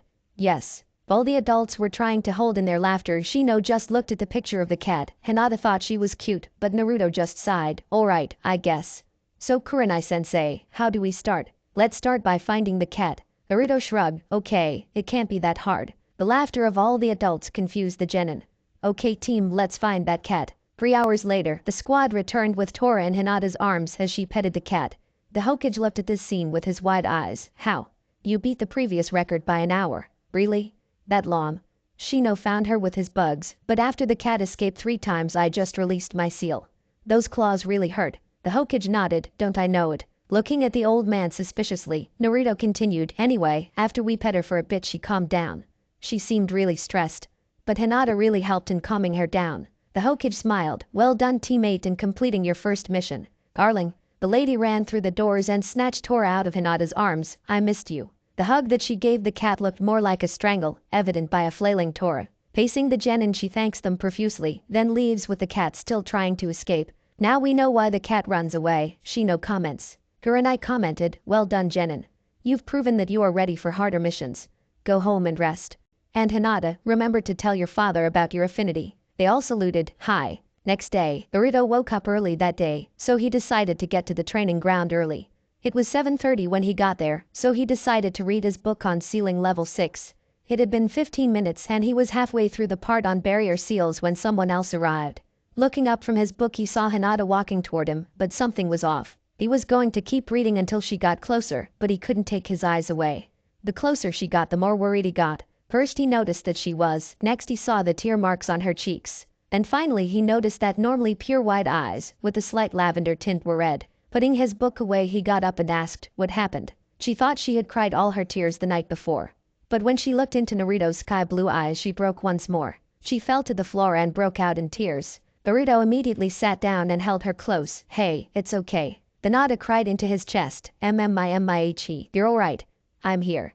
He began to stroke her hair in an attempt to soothe her. By the time everyone else arrived, Hinata had fallen asleep in Naruto's arms. When Kurenai saw Hinata asleep with tears on her cheeks, she was worried and whispered, "What happened?" Naruto looked at Kurenai. "I don't know, sensei. It's just when she got here, she was crying. I don't think she got much sleep last night. Take her home. She needs sleep." "I don't think that's best." "Why not?" Kurenai crossed her arms. "Whatever happened, it was at her home. If I bring her back, it might make it worse." "Where would we bring her?" "I could bring her to my home. No one would bother her there. And I could leave some clones to watch her. I guess that's fine. But no funny business." "Of course not. I hate perverts." Making two cage bunchen, he gave them commands. "Here, take her. One of you will pop once you know why she is crying. The other will stay to make sure she's okay." When he tried to pass her to his clone, she clung to him. Naruto smiled, cute, like a baby. Turning back to his clone, he asks, "Ready to catch her?" "Yep." Naruto then replaced himself perfectly with his clone. "Now make sure she rests. And don't pop until you know what happened." As the clones ran away, the others began their exercise. They had increased their seal's level, so their exercise took much longer than normal. It was an hour to noon before they had completed their chakra control. During their individual lesson, Naruto was excited because he had almost completed his first jutsu. His chakra control, while still average because of his colossal reserves, has largely contributed to how fast he can learn jutsu. He had already got it to work, but he was working on lowering its power. Before, the jutsu always had enough power to kill a person, but today he was able to turn it down enough to only send someone into unconsciousness. He was running through the hand signs as some memories rushed back to him. Kurenai, seeing her students suddenly freeze, asked, "What's wrong?" With the most serious face she had ever seen on Naruto, he responded, "Do you know what the Hyuga seal does?" Kurenai was confused. "Well, from what Hinata told me, it's supposed to destroy the eyes at death so that enemies cannot steal the eyes. But it's also a cursed seal that the main house uses to keep the branch house in line. It directly attacks the brain." "Why?" Naruto looked her dead in the eye. "Because I'll have to be able to remove one by the end of the month." Hinata woke up in a bedroom that wasn't hers but was concerningly familiar. As she looked around, it was a large room and extremely organized. Looking at the clock, it said 11:12. Activating her Byakugan, she saw that she was still in Konoha and not alone. Deactivating her Byakugan, she opened the door out of the bedroom and saw two Naruto clones. One was reading a book, and the other seemed to be rewriting the same seal over and over again at very quick speeds. While one kept reading, the other looked up and smiled. "Good morning, I hope you had a nice nap." Hinata nodded. I did. Where are we? This is my apartment." Hinata blushed furiously. How did WEGG get H here? "After you fell asleep in my arms, Kurenai thought it would be best to let you sleep." Hinata's blush somehow got redder. "WWYDD didn't YUTT take me home?" Naruto's clone's smile began to fade. "You cried yourself to sleep in my arms. Something happened where you live, would you mind telling me?" Hinata's increasing blush vanished instantly as she slowly became despondent. My father, He." Her voice hitched as tears began to form in her eyes. When It told him about my affinity, Hes said. She fell to the ground, but Naruto caught her. "Hey, it's okay, I'm here. I'm listening." He said as someone that C could NN never F fully master the Jage Icon W wasn't W worthy enough to BBC clan heir. With one final whimper she cried, "He's G going to SC lem me at the end of the M month." Though she couldn't see it bowling into the chest of Naruto's clone, they were explosively angry. They couldn't believe that her clan was taking away her birthright because she wasn't the same as everyone else. The clone holding Hinata turned to the other. "Go tell boss. Now." As the clone poofed behind him, the clone continued to soothe Hinata as she fell apart in his arms for the second time. Teammate did not take a mission that day, so Naruto had gotten home not long after he received the clone's memories. Seeing Hinata beginning to calm down, he replaced the clone and held Hinata in his arms. Naruto stroked her hair and asked, "How can I help you through this?" Hinata stuttered, "When IG gets sealed, IW will be moved to the B branch H house. How am I supposed to unite my clan if any the M main house members C could kill me if I even try? Prove them wrong." Hinata, with tears in her eyes, looked to Naruto confused. What do you mean?" Naruto pulls her off the ground. "Come over here." Naruto guides her to the bookshelf in his room. Sitting her on the bed, he takes a single book off the shelf. Folding his hand in the books, he begins. "This is a bingo book. This specific one contains every S-rank shinobi to come out of Konoha. I will give you 100 ryo for every Hyuga you find in this book." Hinata looks confused. "Are you sure?" "Just look," Naruto insisted. As Hinata flipped page by page, she was growing more and more confused and surprised. "Why aren't there any Hyuga in here?" Naruto smiled. "You know I want to be Hokage, so I learned about what it took to be one. I checked the bingo book and found out that every single cage, without exception, was at minimum an S-rank shinobi. This led to finding out how to be one. And I came to the conclusion that every single S-rank shinobi has something special that separates them from everyone else. Something nearly irreplicable. Hinata was scared, but how am I supposed to prove my family wrong? Become an S-rank shinobi. If the Hyuga respect power above all, then show them how powerful the Hyuga can be. Show them that they were wrong to seal you, that Hyugas can do more than just the Jaiken. But how am I supposed to do that if they can kill me if I get too strong? Holding Hinata by the shoulders, he assured her, I can't do anything about them moving you to the branch house. But what I can do is remove that seal. I have over 20 clones learning every single thing they can about Fuinjutsu and Juinjutsu. If you're going to get sealed at the end of the month, then I'm going to learn to remove it by then. Hinata looked petrified. What if MIC Clan F finds out? Live with me. From the time Hinata had spent with him and stalking him, she knew that Naruto rarely made any careless decisions. As boisterous he could be, Naruto was also very calculative. So it surprised her when Naruto suggested something so rash. There was a prolonged silence as Hinata began to blush harder than she ever had before. Live with YYU. When you get sealed, your clan won't care about you anymore. You'll just be another branch member to them. Maybe even less so because of your affinity. Live with me so that you don't have to be a second-class citizen in your own home. While the thought of living with her long-standing crush had pleased her greatly, she was still disheartened by the fact that her clan would no longer care about her once she was branded. Or YUS sure.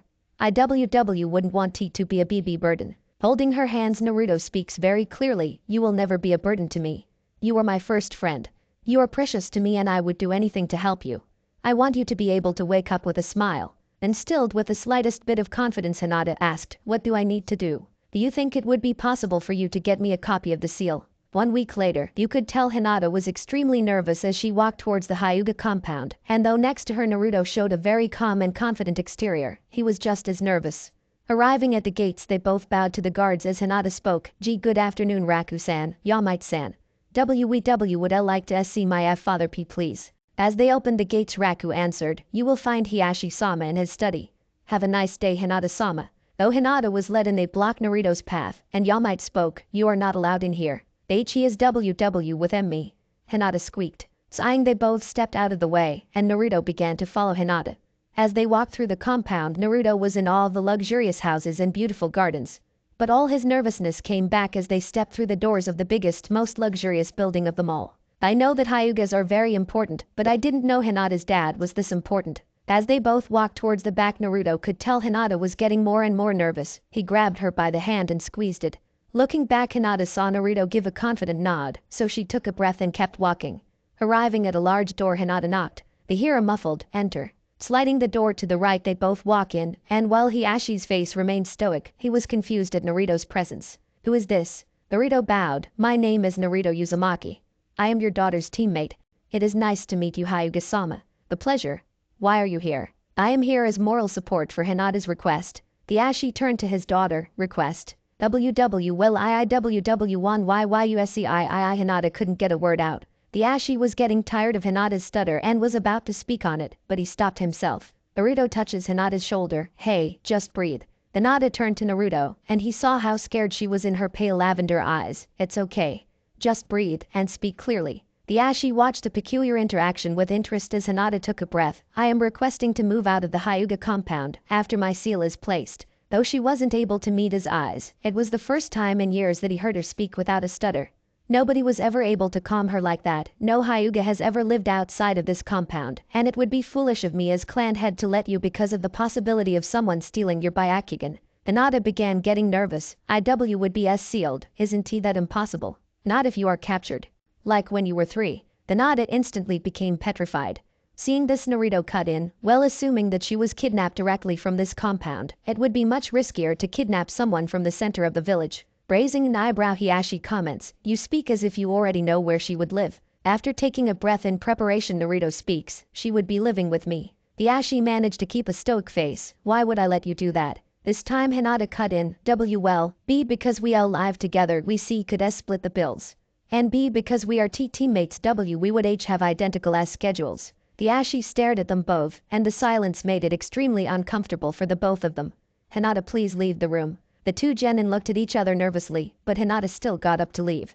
After Hinata closed the door behind her, Hiashi spoke. Although I do not show it, I care for my daughters very much. However, the well-being of the clan is my top priority. Last week when Hinata came to me telling me her affinity, I was forced to forego my responsibility as a father and seal her for the betterment of the clan.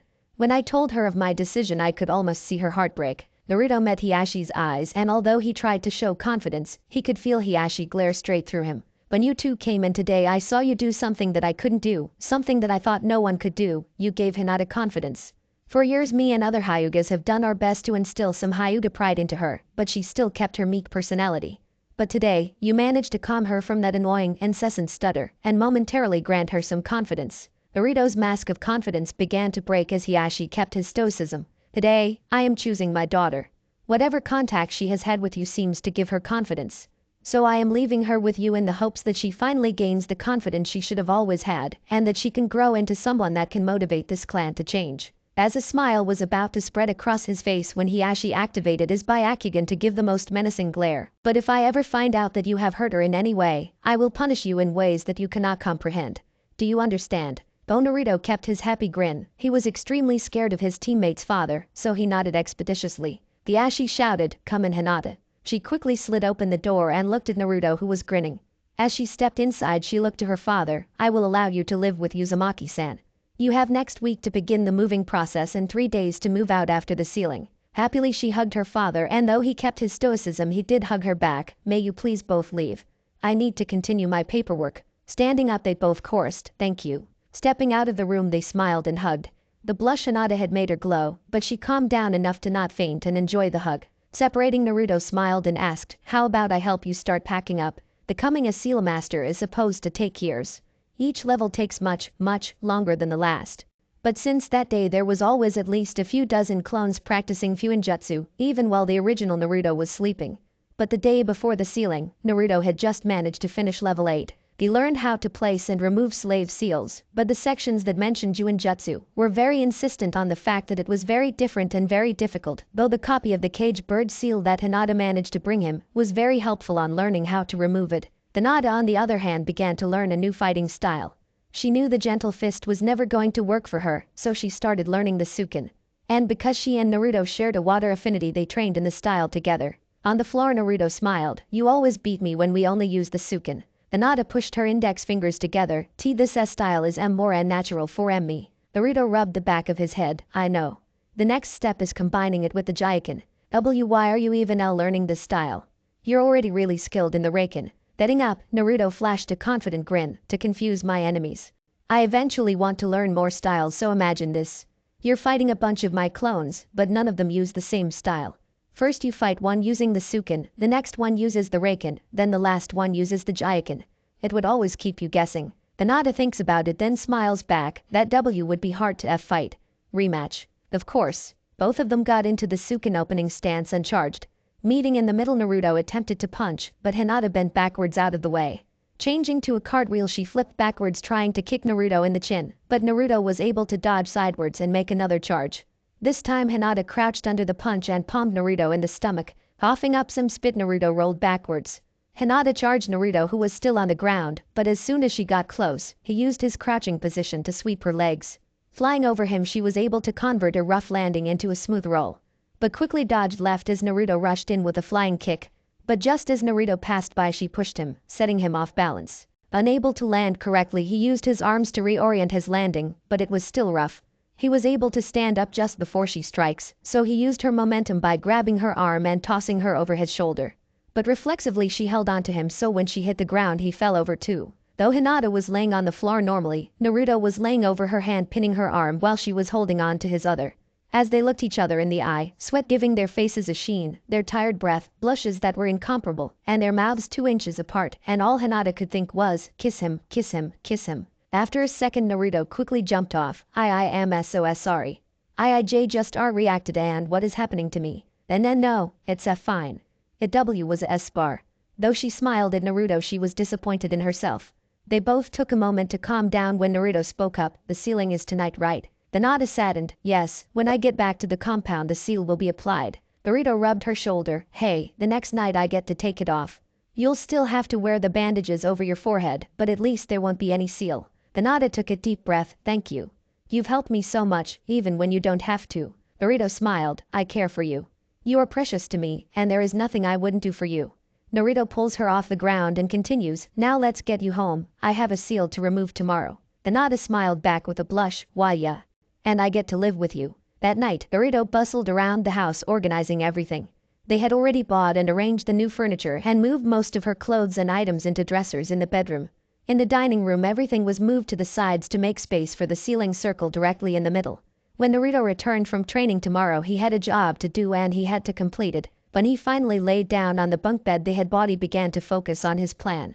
He understood that the kill switch on the seal was dangerous. He knew she was fine if he left the section that destroyed her eyes upon death, but it was the slave seal that scared him. It was so close to the kill switch that if he was even a little off it could hurt her. And above all that was one thing he really did not want to do. Next morning, when Naruto arrived at the training ground Hinata was already there, but with a major change. Her forehead was now covered with not only a set of bandages, but also her hit eye. Walking up to her he asked, let me see the seal before Shino arrives. Removing the bandages Hinata responds, why you'll still be able to remove it. Inspecting the seal Naruto confidently confirms, of course. Because it's so fresh the links to your brain and eyes are still developing, making it much easier to remove. You can wrap it back up now. As they waited for the rest of the team to arrive, they finalized all the little details about the sealing process and the living arrangements. But after about 20 minutes everyone else arrived. Good morning. Today is adjustment day. Remove your seals. But it's been a month so I want you to do 10 laps around the forest and 100 push-ups and sit-ups. It should be challenging due to the increase, but not too much because of the seal release. Now go. After 3 shouts of Kai. 3 dust clouds formed as the genin attempted to adjust to their new speed via trial and error. Kurenai watched on, proud of the improvement of her genin, as they completed all 10 of their laps in under an hour. And as tired as they seemed they started their push-ups directly after their laps. I guess training with a stamina monster encourages growth in stamina. For the first time the genin were able to complete all their physical exercises in under 2 hours. As they were all laying on the grass panting they heard clapping off to the side, well done genin. Take a break and rest up before you start chakra control. After 15 minutes the genin began their 1 hour of chakra control. Naruto and Hinata remained seated, trying to balance as many kunai as they could along their arms, Naruto having 3 and Hinata having 5. But Shino walked to the river to practice water walking. After an hour Kurenai produced 2 clones and called out, time for individual lessons, please follow one of me. But Shino, when Kurenai and Shino separated enough from the group asked, Shino, give me your best Doten. Doryuheki. Hurif style. Hurif well. Going through the hand signs Shino monotonously shouted, Doten. Doryuheki. And after palming the ground with both hands a 10 by 10 foot curved wall shot up from the ground. It was roughly 6 inches thick. Smiling Kurenai walked 20 feet away from the wall and said, now, let's test it. She quickly threw 10 shuriken and kunai, and they lodged hilt deep into the wall, but they did not penetrate fully through. Next Kurenai went through hand signs of her own, Kaiten. Hasenka. Fire style. Phoenix flame. Each of the small fireballs that hit the walls only left a scorch mark, but no damage making Kurenai very proud. Well done Shino, your jutsu was impeccable. Thank you sensei. Which jutsu will I learn next? Kurenai throws him a scroll, this one. Oten. Shinju's Anshu. D rank, Urif style. Double suicide decapitation. Seals. Monkey snake tiger ram. Description. User travels under the ground then the user then pulls the target under the ground up to their neck, leaving the target vulnerable to attacks and torture. With Hinata, for the past 2 weeks I have watched you learn an entirely new fighting style, and honestly you are doing better with the Sukin in the past 2 weeks than the entire time you've known the Jaikin. So now we are moving on from Taijutsu to Ninjutsu. Hinata gave a confused look, I'm going to be learning Jutsu. Hyuga aren't allowed to learn Jutsu. Kurenai smirked, you are learning a new style. I know about your living arrangement, and we both know that you're not the average Hyuga. So why don't we continue this change with learning Jutsu? Hinata thought it over for a second, smiled and nodded, okay, great. Try this one first, Kurenai instructed, tossing a scroll over. Suiten. Suiten no Jutsu. C rank, water style. Water bullet, seals. Tiger ox, tiger ram, description. User channels chakra to their stomach, then spits out a bullet of water. The more chakra is used the stronger the bullets are, and the more there are. Closing it up Hinata smiled, I'll do my best. With Naruto, as promised, if you can show me that you can control your jutsu I will teach you another. Naruto smirks, goes through the hand signs, then shouts, Raiden. Rai Tenahira. Lightning begins to pulsate in the palms of his hands as Naruto runs towards the nearest tree and slaps it. The area of the tree around his hand darkened slowly, and when Naruto removes his hand, there were dark scorch marks where the lightning used to be. Lapping Kurenai congratulates, well done. Now I assume you would like to learn a water jutsu next. Definitely. Digging through her bag she found a scroll and tossed it to him. Good, because I found this jutsu and thought you might like it. Rolling it open it reads, Suiton. Sushoha. A rank, water style. Water colliding wave, seals. Horse dog bird tiger boar ox rat. Description. User creates or controls a vortex of water that, using hand gestures, can be manipulated in any way. The water can even be evaporated by the user. The water can also be used for any additional water jutsu. Naruto asked excitedly, an A-rank jutsu. Kurenai smiled back, created by our very own Nidaime Hokage, the jutsu is very adaptable. You could use it as defense, offense, or even support for your lightning jutsu. Though the more water you use the more chakra you need, though I don't think it will be a problem for you. But to accurately control the water, you need good chakra control. So it's a nice balance between power and control. Naruto grinned, I'll get this down, no problem. Dismissed. Teammate finally finished their missions for the day though the genin only though they were chores. But for the first time Hinata walked home together with Naruto. Though she still had 3 days to move out of her compound, Naruto's clones helped her finish moving the day before. When they entered the apartment Naruto directed her to the dining room as he retrieved his advanced sealing equipment from the bedroom. Sitting off to the side Hinata watched as on a paper that Naruto set down, he drew a large intricate seal circle. Finishing the seal Naruto gave her directions, please remove your head covers, then lay down in the center of the circle. Hinata calmly follows his commands, and Naruto sits beside her. To finish the seal I am going to draw directly onto your forehead, so please do not move. Okay. The last thing Hinata saw before she closed her eyes was Naruto taking out his brush, dipping it in his chakra ink and beginning to draw. In total darkness she felt the cold ink the brush left behind, and the soothing pressure of the brush moving along her skin. As time melded together she was unaware of how long Naruto was working, but she began to fall asleep after the hard work of a long day. But when she finally woke up she was staring up at the bottom of another bed. Slowly getting out of the bed she looked out into a dark room, but off to the side, she saw a clock reading 5 a.m. Channeling chakra into her eyes she whispers, Byakugan. Looking around she saw Naruto asleep in the bed above hers, and finally she remembered exactly where she was. I moved yesterday to live with Naruto. Hinata's blush was almost making the room glow. Deactivating her eyes Hinata quietly walked into the bathroom, flicked on the light and looked into the mirror.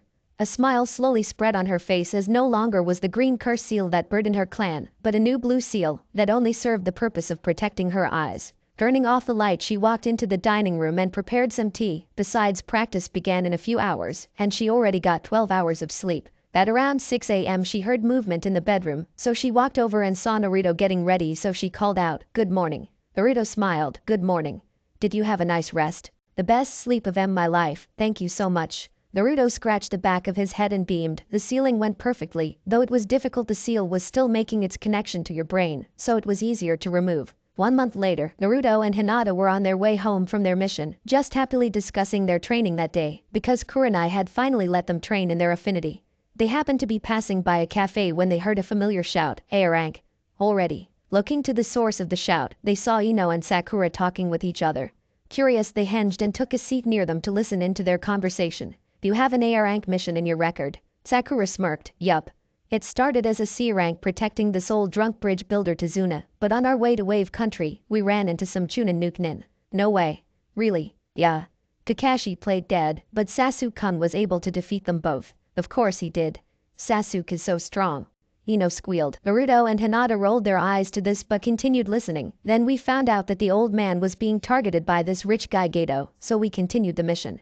But like an hour away from the man's house we ran into an A-rank Nukenin Mamachi Zabuza. Kakashi-sensei got trapped by Zabuza, so Sasuke-kun made a plan to free him. Sasuke-kun is so smart, right? Anyway, after Kakashi-sensei was free he was about to defeat Zabuza, but this fake hunter nin pretended to kill Zabuza. He got away with it because we didn't know at the time.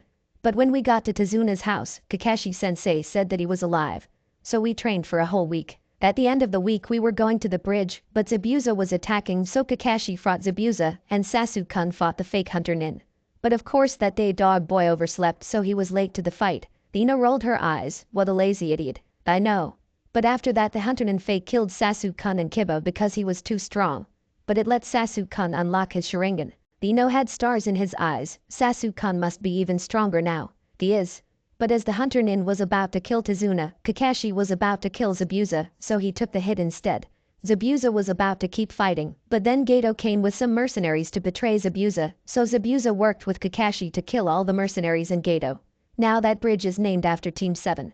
Sakura puffed out her chest in pride. Ino pouted, I want a bridge named after me. Letting the two girls continue their conversation, Naruto whispers to Hinata, I want a bridge named after me too, and if Team 7 can go on an A rank mission, then we can go on a C rank one. Hinata nods, I agree, now let's get out of here. Paying the bill, they both left the cafe. Next morning, the three genin were doing their laps around the forest. However, when they got out of Kurenai's view, Naruto slowed down and matched Shino's pace. Hey Shino, do you want to do a C rank mission? Shino nodded, yes. I would like to move on from the chores that we receive as a mission. Well, me and Hinata heard that Team 7 went on an A rank mission, so I'm thinking that today, when we go to the mission desk, we will use that information to get a C rank. Shino tilted his head, please explain the A rank mission. That was a C rank mission gone wrong, but they still have an A rank on their record. I think your plan for a C rank is good. I will cooperate. Naruto smiled, great.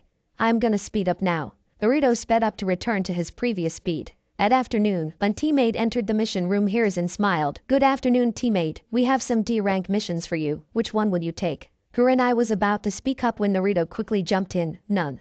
We will be taking a C rank, you've only been genin for 2 months. You are not ready for a C rank. Haruka scolded, what about Team 7? If they can handle an A rank mission, then we can definitely handle a C rank. Kurenai turned to her Hokage, A rank. Hiruzen squinted in suspicion, how did you hear about that? Hinata answered this time, we heard Haruno Sakura be bragging about it yesterday. Hiruzen turned to Shino, what do you think? We are ready. Kurenai. Gurini shrugged, if Team 7 can complete an A rank mission, then mine can definitely complete a C rank one. Hiruzen relented, okay. Haruka, give them a C rank. Haruka sighed and searched the C rank pile until he found a suitable mission. Handing it to Kurenai, she rolls it open and reads, though her face was slightly concerned, one of these. Already. Oh okay team, prepare for a C rank mission that will last up to 2 weeks. The mission should only last up to a week, but better safe than sorry. I will tell you the mission tomorrow. We meet at the main gates tomorrow morning at 8 a.m. Dismissed. Next morning, standing at attention in front of the main gates, Kurenai shouts to her genin, tell me what you have packed for the mission. Hinata. Hinata steps forward and begins to list 40 kunai and shuriken, 1 medkit, 15 sets of clothes, 15 ration bars, chakra pills, and food pills, and a tent. Good, but where are you keeping all this? Hinata opens her bag and reveals lots of sealing scrolls. Naruto made me some scrolls to seal things away. Okay, Naruto, what about you? Naruto pulls a large scroll of his back and unravels it, revealing a pie chart split into 8 even pieces, 50 kunai and shuriken, 2 spools of conductive ninja wire, 15 sets of clothes, 1 medkit, my combat sealing supplies, 20 self-made exploding and smoke tags, 20 ration bars, chakra pills, and food pills, and a tent. Well done, maybe next time you can make one for all of us. Dear last Shino. 40 kunai and shuriken, 1 medkit, 15 sets of clothes, 10 ration bars, chakra pills, and food pills, and a tent. Kurenai nodded and smiled, well done you three, you have prepared well. Now let's go. Tonight when we rest I will explain the mission. For the next 10 hours teammate ran on paths and through forest, chatting calmly and only stopping for lunch. But as the sun set, Kurenai called out to her genin, the sun is setting, so we'll set up camp here. I'll quickly go hunt for some food. Hinata gather firewood. Naruto and Shino set up the tents. After about 20 minutes everyone was sitting around the campfire, roasting some fish. Kurenai broke the silence, I will now describe the mission. We have been heading to a town. And we should arrive tomorrow around noon. The town's lord's daughter has been kidnapped by a local bandit camp.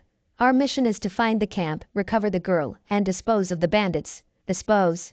Shino questioned. Kurenai sighed, kill.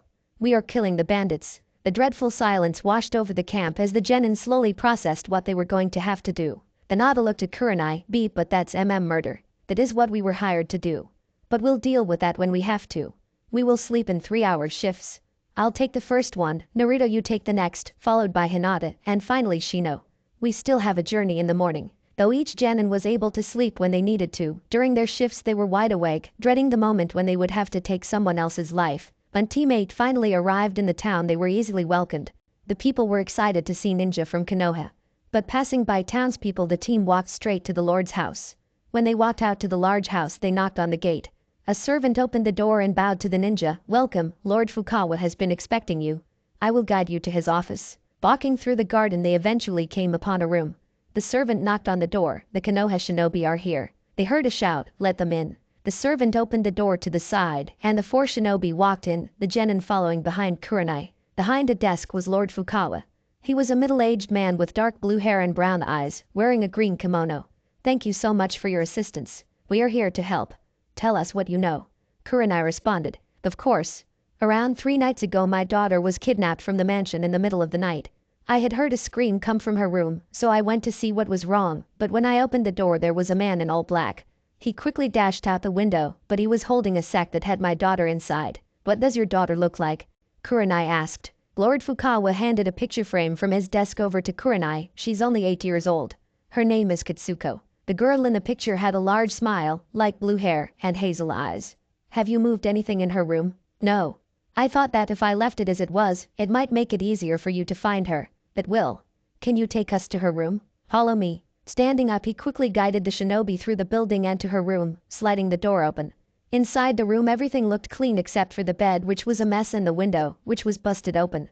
Looking around, Kurenai asked, "Okay team, found anything?" Shino pointed out the window. "There are some tracks outside the window. Most likely left behind by the kidnapper." The Nada with her Byakugan activated comments, "And there is nothing in this room that gives any clues." Kurenai nods. "Okay, let's follow those tracks." Kurenai turns to Lord Fukawa. "Where will we be staying?" "The Silver Swan. It's our most luxurious hotel. They know you are coming." "Okay team, let's go." "We'll follow the tracks in a single file." Hinata. "I want you to scan the area every 5 minutes for 1 minute and report to me any changes." For the next 2 hours, teammate followed the footprints left behind by the kidnapper. Every 15 to 20 minutes there was a random change in direction, most likely to throw off any pursuers, but every time Hinata was able to detect the change in direction. They were ready to return to the town when they heard a conversation off in the distance. Quickly and quietly the four shinobi spied on 3 men, seemingly bandits because of the swords on their hips, drinking sake. "Hey, did you hear? Yudo pulled it off." "Pulled what off?" One responds. The third interrupts. "Yudo actually managed to kidnap that little girl. The Lord's daughter." "Yeah. The boss is gonna send a ransom, and Yudo's gonna get a big cut." "No way. Maybe we should kidnap someone. Get some money too. We could buy more sake." Letting the conversation go on, Kurenai signs to her genin. "We are going to capture them for interrogation." She receives 3 signals back. "Got it. Naruto, use Rai Tenahira on the one in front of you. Don't kill him." "Got it." Naruto nodded. "Shino, take out another by draining just enough of their chakra." "Understood." Shino shifted his glasses. The Nada take out the last with a Jaiken strike. "Okay." Hinata gave a thumbs up. "I will use a Jinjutsu to stun them. Go." Kurenai made a few hand signs. "Now." All 3 genin jumped out of their hiding spots, quickly knocking all 3 men unconscious. Kurenai clapped. "Well done, genin." "Naruto, apply a paralysis seal." "Hinata, what does their chakra system look like?" As Naruto places the seal on the 3 men, Hinata says, "Locked and not developed." Kurenai smiled. "Good. Then Jinjutsu will be perfect as an interrogation method. You guys can stay here until they wake up, but when they do I need you to walk away." The 3 genin just converse lightly, talking about their hobbies and new abilities. After about 30 minutes the 3 men begin to wake up, so Kurenai directs them away. The genin were just out of earshot, so they weren't able to see or hear what Kurenai was doing. But after about 20 minutes Kurenai called them back. Kurenai was standing facing her genin with a dark look, but behind her were the 3 men, lined up kneeling with their heads down. "Did you get the information?" Shino asked. "I did. Then why is such a dark outlook?" Hinata was getting nervous. Kurenai stepped to the side. "Each of you will kill one of these men. Not with a jutsu, but with a kunai or your bare hands." "What?" Naruto shouts. "Part of the mission is to destroy the bandit camp, and that includes killing the bandits. I can't have you flinching in the middle of a fight, so I need to get you through your first kill trauma now." "Bibi boo boo," but Hinata could only stutter. Kurenai shakes her head, but nothing. "This needs to happen. The earlier the better." While the other 2 were frozen in shock, Shino silently and slowly grabbed a kunai from his pouch, walked over to the man on the left and plunged it into his carotid, blood flowing down Shino's arm. Shino left the kunai in the man's neck and returned to his position as the man dropped to the ground lifeless. Shino still kept his stoic look, but it was obvious that he was bothered by the way he stared at his bloodied hands, and how his bugs were strangely quieter than normal. Naruto was next to snap out of his shock. Following Shino's example, he silently walked over to the man in the middle, grabbed his head, and swiftly snapped the man's neck. Quietly Naruto walked over to Shino and hugged him, completely disregarding bloodstains as Shino hugs him back. Letting go, Naruto just watched Hinata. The Nada slowly trudges up to the final man and looks down. But for a few minutes Hinata couldn't even move. "I've accepted my fate, girl." "It's time you do too," the man grunts out. Tears slowly form in the corners of her eyes as she activates her Byakugan, and the tears begin to fall as she strikes his chakra core, killing him instantly. When the man drops to the ground, Hinata follows, turning her into a bowling mess. Naruto quickly runs over to Hinata and hugs her too. She immediately latches onto his shirt and cries into his shirt. Naruto just strokes her hair, laying his head onto hers. Gathering her genin, Kurenai sits in front of them. I understand the pain of the first kill. It feels like you have done the world's greatest crime. And it feels extremely personal. We murdered them. Hinata wails. Naruto and Shino's gaze drop to the floor at this, but Kurenai quickly jumps in. No. You did not murder them, you killed them. What's the difference? Shino asks. Murder can only be for personal gain. People murder for money or enjoyment. But killing can be for good. These men were rapists, murderers and thieves. Killing them most likely prevents other people's deaths. Remember that. Now let's go back to town. We have a job to do tomorrow. Quietly Kurenai leads the genin back to the town, leaving behind a clone to hide the bodies. When they arrive at the hotel. When Kurenai walks up to the attendant recognizes them immediately and asks, how many rooms do you need?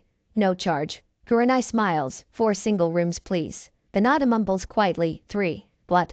Kurenai asks. Hinata speaks, so only Kurenai and Naruto here, only 3. Please don't make Naruto leave me. Kurenai nods, okay. Turning back to the attendant she makes a correction, actually please change it to 2 singles and a double. All close to each other. Right away. The attendant scuffles around looking for the keys they need. Finding 4 keys she hands them over, here you go. All on the 2nd floor. The double is across from the 2 singles. Kurenai takes the keys, thanks the attendant, and hands them over to her genin. When Kurenai entered her room, she put her bag down and flopped onto her bed, staring up at the ceiling. She thought, I really hoped I handled this well. In his room Shino silently processed what he had done, but kept remembering his sensei's words. Me killing that bandit might have prevented other people's deaths. Holding Hinata in his arms, Naruto managed to unlock the door and lock it behind them. Walking over to the bed closest to the door, he managed to take her bag off and remove the scroll from his. Tried to let Hinata down onto the bed, but she clung to him tightly. When he tried to pull away he heard her murmur, you're warm, please don't leave me. Naruto smiled softly and tiredly, so he relented and laid next to her in the bed. Pulling the blanket over them he hugged her close and she snuggled into his chest. The two slept peacefully in each other's arms. Next morning, Kurenai woke up staring at the ceiling. Looking over to the clock it only said 6:17, so she doubted that any of her genin were awake, especially because she figured that all of them took a while. Walking over to her bag she pulls out the maps of the bandit camp to begin planning. She would wake up the genin in a few hours. For the first hour she debated whether or not to rescue the girl first, then attack the camp, or to attack the camp first, then rescue the girl in the process.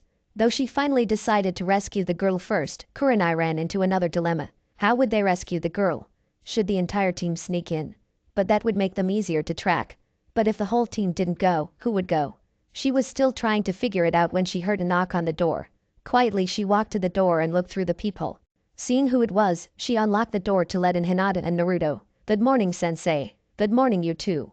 I thought you would still be asleep. The two blushed and looked away from each other. No, we slept really well, so we woke up around 7. Kurenai smirks. Oh? The way Hinata clung to Naruto, they probably slept in the same bed. Seeing the maps behind her Hinata asks, what are you doing, Kurenai-sensei? Getting a little more serious, Kurenai says, I'm planning for tonight. But I can't find a safe plan. Maybe I can help. Okay, well so far my plan is to send in 1 or 2 people to rescue Kitsuko, but I don't know who should go among us 4. Be easy, me and Hinata. Hinata looked at Naruto petrified and Kurenai just raised an eyebrow. And why is that? Hinata, because she will be able to find the girl the easiest, in me, because once we find the girl, I can simultaneously get her out of there and cause a ton of havoc. Why not give your seals to someone else? Why not me and Hinata? Because I know the inner intricacies of my seals. And I can make more in seconds. If I just gave you seals you would have a limited amount. But I also have a plan that requires me to be in the center of the base. Explain. The day before we left you watched me get full control of the Suiton. Sushoha. Right. I would use the river next to the bandit camp to completely fill up one of my seals. Then once we find and free the girl, presumably in the center in the camp, I would use that water for my Suiton. Sushoha to cause disarray and create a wave to deliver the girl straight to the edge of the camp, where I would station some clones to protect her. Kurenai nods along, good plan. And when we see the wave me and Shino would jump into action to kill any bandit we see. Right, but what about the river? What if they try to escape by swimming across it? I would station a clone there to drown any bandit that tries to cross. Also by Suiton. Sushoha. Right. Staring at the map in front of her, Kurenai smiles. That is a good plan. The two finalized a bunch of little details, but when the clock hit 9, Hinata cut in. How about we wake up Shino and inform him of our plan over breakfast? Naruto's stomach grumbled loudly. That sounds great. Naruto scratches his head sheepishly as the two girls try to hold back their giggles. The mate was huddled together in a circle going through all their final checks. Waiting until nighttime, they were going to use the darkness to their advantage. Clones, moving into position. Naruto responded. Water seal. Prepped. Communication seal. Effective. Shino stated. Alright then, this is combat, so everyone removes their restriction seal. We can't be handicapped. After everyone cancels it, Kurenai nods. Hinata, Naruto, you can go. Naruto quickly applied the invisibility, noise cancelling, and seal counter seals. Over the comms, Naruto asks who can see me. Both Kurenai and Shino responded negatively. Hinata was still able to see him even without the Byakugan. And without the comms, who can hear me? This time only Hinata could hear him. Alright Hinata, let's go. Though Naruto and Hinata were not visible or audible, they still kept to the shadows to avoid confrontation. Hinata activated her Byakugan and looked around and spotted a hut with a lot of prisoners. Hinata whispered, I think I found her, follow me. Still silent, they stalked over to the hut and entered only when someone else opened the door. Inside they had found dozens of women in cages of a range of ages. All of them dressed in rags, a hollow, broken look in their eyes. Hinata became explosively angry and was about to blow their cover when Naruto quickly jumped in. Hey, don't worry, we'll save them all, but Kitsuko is our main focus. Looking through the cages, they found their target, so Naruto quickly applied all 3 seals and unlocked her cage. But Kitsuko slightly jumped in surprise at seeing 2 new people. Who are you two? She asked, scared. The Nada softly responds, we are here to save you. Would you trust us? The girl nods hopefully. Okay. Thank you so much. Silently the 2 genin exit the tent. Naruto makes a clone that carries the little girl. Naruto takes a deep breath and asks Hinata, are you ready? Taking a deep breath of her own, Hinata responds, as ready as I'll ever be. Naruto places the seal on the floor below his feet, goes through the hand seals. Just as he finished, he stomped on the water seal, activating it and making all the water rush out. Raising his arms, he manipulates the water to rise in a pillar all around them. Kitsuko and Hinata look up at the thousands of kiloliters of water surrounding them in awe. Reaching over 50 meters in height, all the bandits looked at the water pillar in confusion. Naruto drops his arms, pointing them outward, and the pillar collapses in on itself and rushes out in all directions. With Kurenai and Shino watching the waterfall, Kurenai shouts to Shino, that's our cue. Kill any bandit you see as efficiently as possible. Shino only nods as they run into battle. With Naruto and Hinata, Naruto left a gap above their heads so that the weight of the water didn't crush them. He also made sure the water did not touch any of the prisoners in the tent behind him. But once the water was low enough, the clone holding Kitsuko jumped out and ran towards the group clones made to protect her. But Naruto receives the memories of the clone meeting all the others. He shouts, evaporating the water, get ready to attack. But the snap, all the water instantly evaporated, leaving behind many crushed corpses, but a few panting men attempting to regain their breath from being tossed around in the water. Naruto quickly threw kunai straight into the necks of any bandit nearby. With her Byakugan still active, she runs up to every bandit she sees. Kosabi dodges any attack they might throw at her, then gives a quick Jiken strike to the chakra core. At long range, Naruto throws kunai into the head, neck, or heart of any bandit he sees. If a bandit happens to get too close to him, he electrocutes them with a Rai Tenahira. And anytime Hinata begins to get overwhelmed, he carefully throws a kunai with an explosive tag to give her some room quickly. I hope Kurenai and Shino are doing well, because me and Hinata are doing just fine, Naruto thought. They continued like this, ignoring the bodies that began to pile up around them. But as Naruto threw a kunai at another bandit a few meters away, out of the corner of his eye, he saw Hinata flinch and slow down. She slowed down just enough for a bandit to get behind her, but just as the man was about to slice her head off, a well-placed shuriken killed him before he hurt her. Running over to her, Naruto asks, what's wrong? The Hinata stares northwest, a ninja. Naruto shakes his head, there shouldn't be any. Only bandits. Well, there is. And he looks angry because he's heading straight for us. Chakra capacity. Low Jonin, about the same Kurenai-sensei. Naruto blanched. Ada. 3 minutes. Naruto immediately called for Kurenai using the seal. Kurenai-sensei, we need help. What's wrong? Low Jonin level ninja on a warpath straight for us. Ada 3 minutes. I can't get there for at least 5 minutes. Try to hold out for as long as you can. Naruto quickly turns to a scared Hinata. We are going to have to hold him here for at least 2 minutes. But he's a J Jonin W, we are only G Genin. Naruto gives a confident smile. Don't worry, we got this. Let's be optimistic, he might just be a Chunin with big reserves. Deactivate your Byakugan for not the next minute, but reactivate them a minute before he arrives. Quickly Naruto makes 2 shadow clones that pick up the old water seal and run off. Where are they going? Just to get us some water for our jutsus. Now stand up, we have to show a facade of confidence, maybe he'll underestimate us that way. For a minute they just waited there, preparing themselves for the fight. When Hinata reactivated her Byakugan she only saw Naruto, the ninja roughly 30 seconds away, and the 2 clones just getting back from their water trip. Everyone else was dead or running towards Kurenai and Shino. Naruto motioned for his clones to hide, so that they could surprise the enemy with their Sashoha. You 2 caused all this? A voice boomed. You slaughtered my bandit camp. The hulking man stepped out of the darkness. He was 6'5" with bulging muscles, black hair and black eyes. Across his forehead was a hit I-8 with a Rock Village insignia with a scratch straight through it.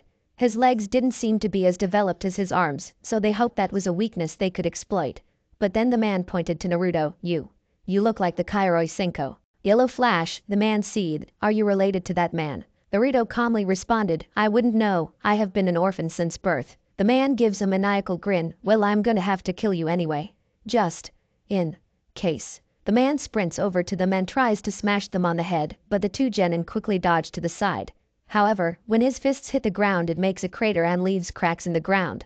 The 2 genin have the same thought, we cannot get hit by that. Hinata runs around the man and tries to close some tenketsu in his legs, but the man sweeps his left arm, forcing her to jump back and out of the way. On the other side, Naruto throws a few kunai to keep distance, but the man only uses his other arm, which darkens slightly, to block his face, because when the kunai hit his arm, they bounced off the darkened part harmlessly. That won't be enough, boy. Ignoring Hinata, the man charged straight to Naruto, but Naruto quickly made 3 clones. While the first 2 ran to meet the man halfway, they were dispelled by a few punches. But the delay was just enough to allow the 3rd clone to begin his jutsu, Raiten. Right Tenahira. Running in the clone tried to touch, but the man kept dodging for a few seconds until he popped it. Speeding through hand signs the man shouts, Doten. Doriden. Earth style. Earth dragon bullet. A dragon of earth emerges from the ground, opens its mouth, then shoots bullets of earth. Naruto dodged all the bullets fluidly, but then he looked behind him. The bullets were destroying anything they came in contact with. Naruto became worried, the other women. They're going to die in the crossfire. Hinata charges the man from behind, providing just enough of a distraction to sneakily make a few clones to help the women out of the cages. Signaling to his other clothes, they release the water to manipulate it. Hinata was dodging the Iwa Nin strikes, but unfortunately she was off balance for a split second, giving the man a chance to hit her. But just as he was about to land his strike, a dense stream of water crashed into him, toppling him to the ground and giving Hinata a chance to run away. Brooping back up, Naruto asks, any luck? Hinata shakes her head. No, he's fast, strong, and it seems that Suiton Jutsu have little to no effect, though he seems really easy to set off balance. Note taken, but remember looks can be deceiving. The man stood up menacingly. You are going to pay for that, kid. Trying to stall, Naruto asks, if you are going to kill us, can we at least know your name? The man gives a mad grin, Tetsuden Ryuma. Faster than before the man dashes straight to them. A clone tried using water to slow the man down, but he ran straight through it. But the momentary blindness gave the pair a chance to dodge. Naruto flew through hand seals and shouted, Raiten. Right Tenahira. But Ryuma smirks cockily, that won't work if you can't get close. Giving a tired grin of his own, Naruto responds, not if you're drenched. Huh? Naruto places his hands on a stream of water flowing in front of him, letting the electricity flow through the water. Seeing the electrified water move towards him, the Nin quickly jumped back, but the clone directed the water directly onto the man. Falling to the ground in extreme pain, the man seized from the amount of electricity coursing through him. Watching the man twitch uncontrollably on the ground, Naruto and Hinata thought they had a moment to breathe. He had just received the memories of the clones evacuating all the women, and was calmed by knowing they were safe. Hinata was walking over to Naruto to tell him that Kurenai was almost there when her Byakugan sensed the slightest movement and chakra used from the fried jonin, then a dark streak heading straight for her. But for Naruto it felt as if it was all in slow motion. He saw the man stand up and take a mad dash for Hinata. I can't let her get hit by that. Reacting solely on instinct, Naruto pumped as much chakra as he could into his legs and ran as fast as he could. With a shadow looming over her, Hinata could only close her eyes in resignation. Naruto watched as the Ryuma's fist got closer and closer, so knowing he couldn't get there fast enough, Naruto Kawarimis with her, and a split second later he felt pressure on his stomach, excruciating pain, then he felt himself flying through the air, crashing through several tents, and then darkness. With Kurenai, she had finished off the last bandit and was rushing to Naruto's last reported location. But just as she arrived, she watched Naruto being flung through buildings. Damn it. The man was about to hit Hinata too, but Kurenai zoomed through hand signs shouting, Majin. Jubakusatsu, demonic illusion.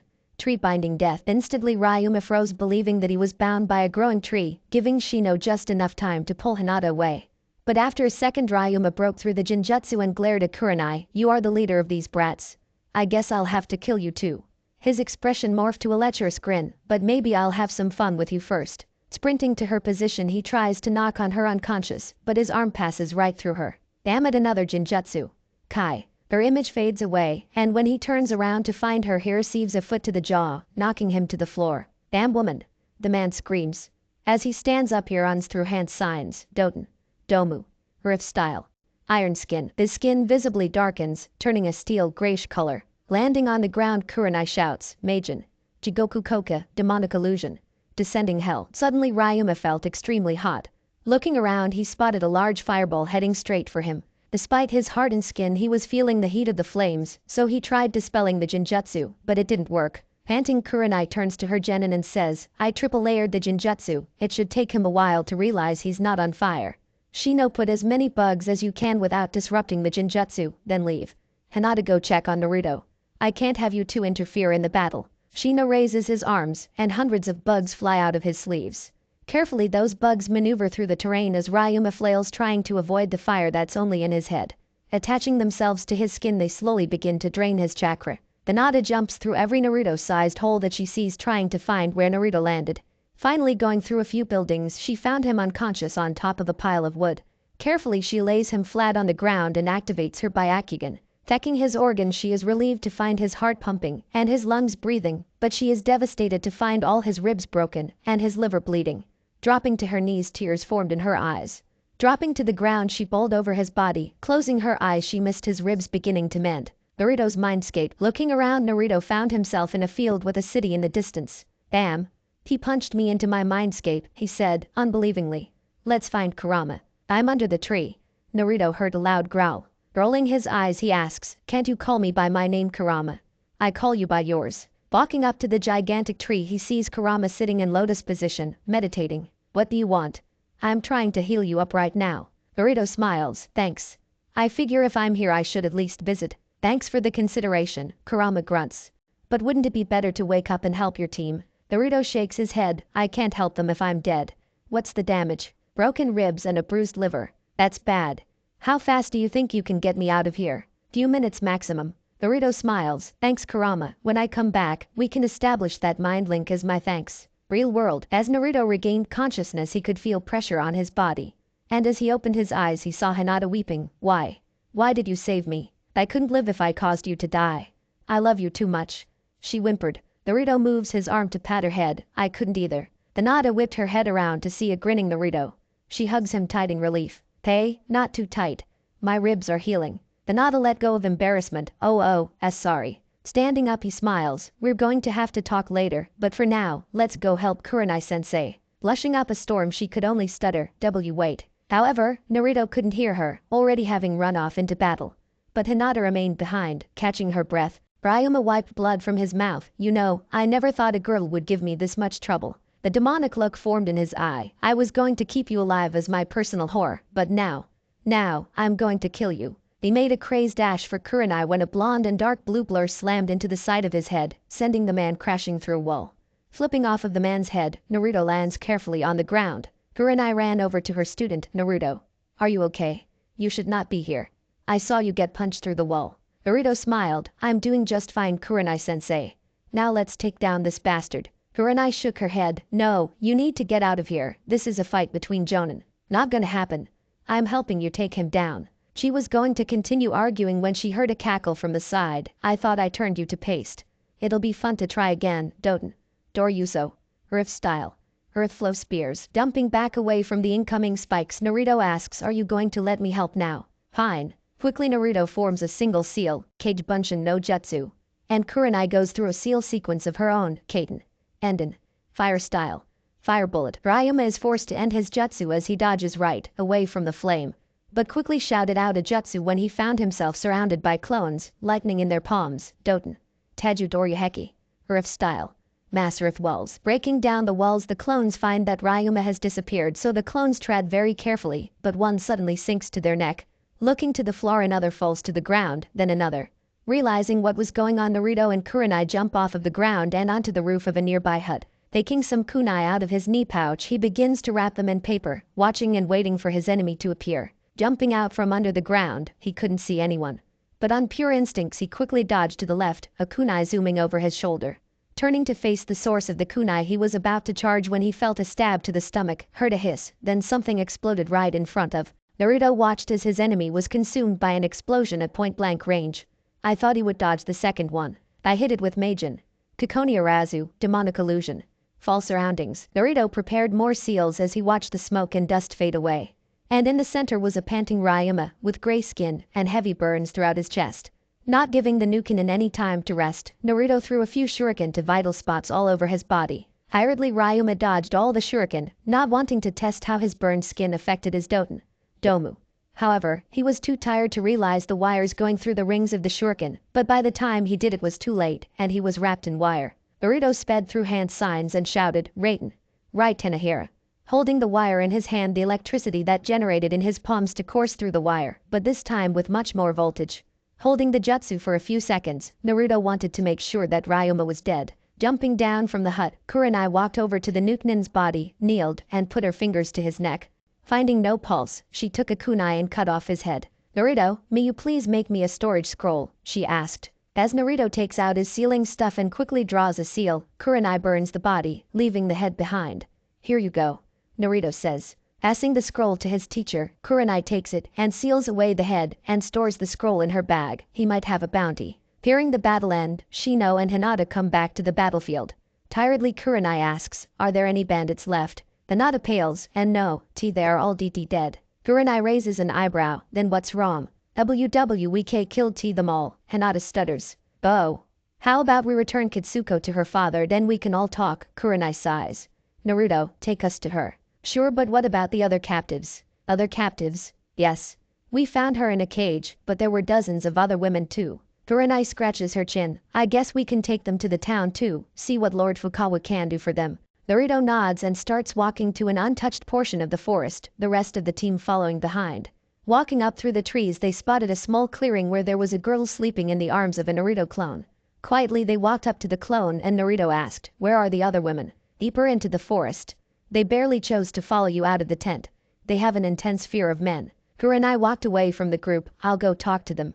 It's almost dawn, so we leave for the town at daybreak. The next morning everyone walked towards the town as a group. Kurenai led all the women, while the genin were responsible for Kitsuko, though it was a little difficult because of how tired they were. As the group entered the town they caused a commotion, and when they arrived at the lord's mansion, the butler only allowed Kitsuko and the shinobi in. The women were nervous, but Kurenai reassured them that they would be fine. Once again they were guided to the office, but this time when the door slid open Kitsuko shot through the door shouting, Papa, I missed you. Folding her in a fierce hug, Lord Fukawa responded, I did too, my baby girl.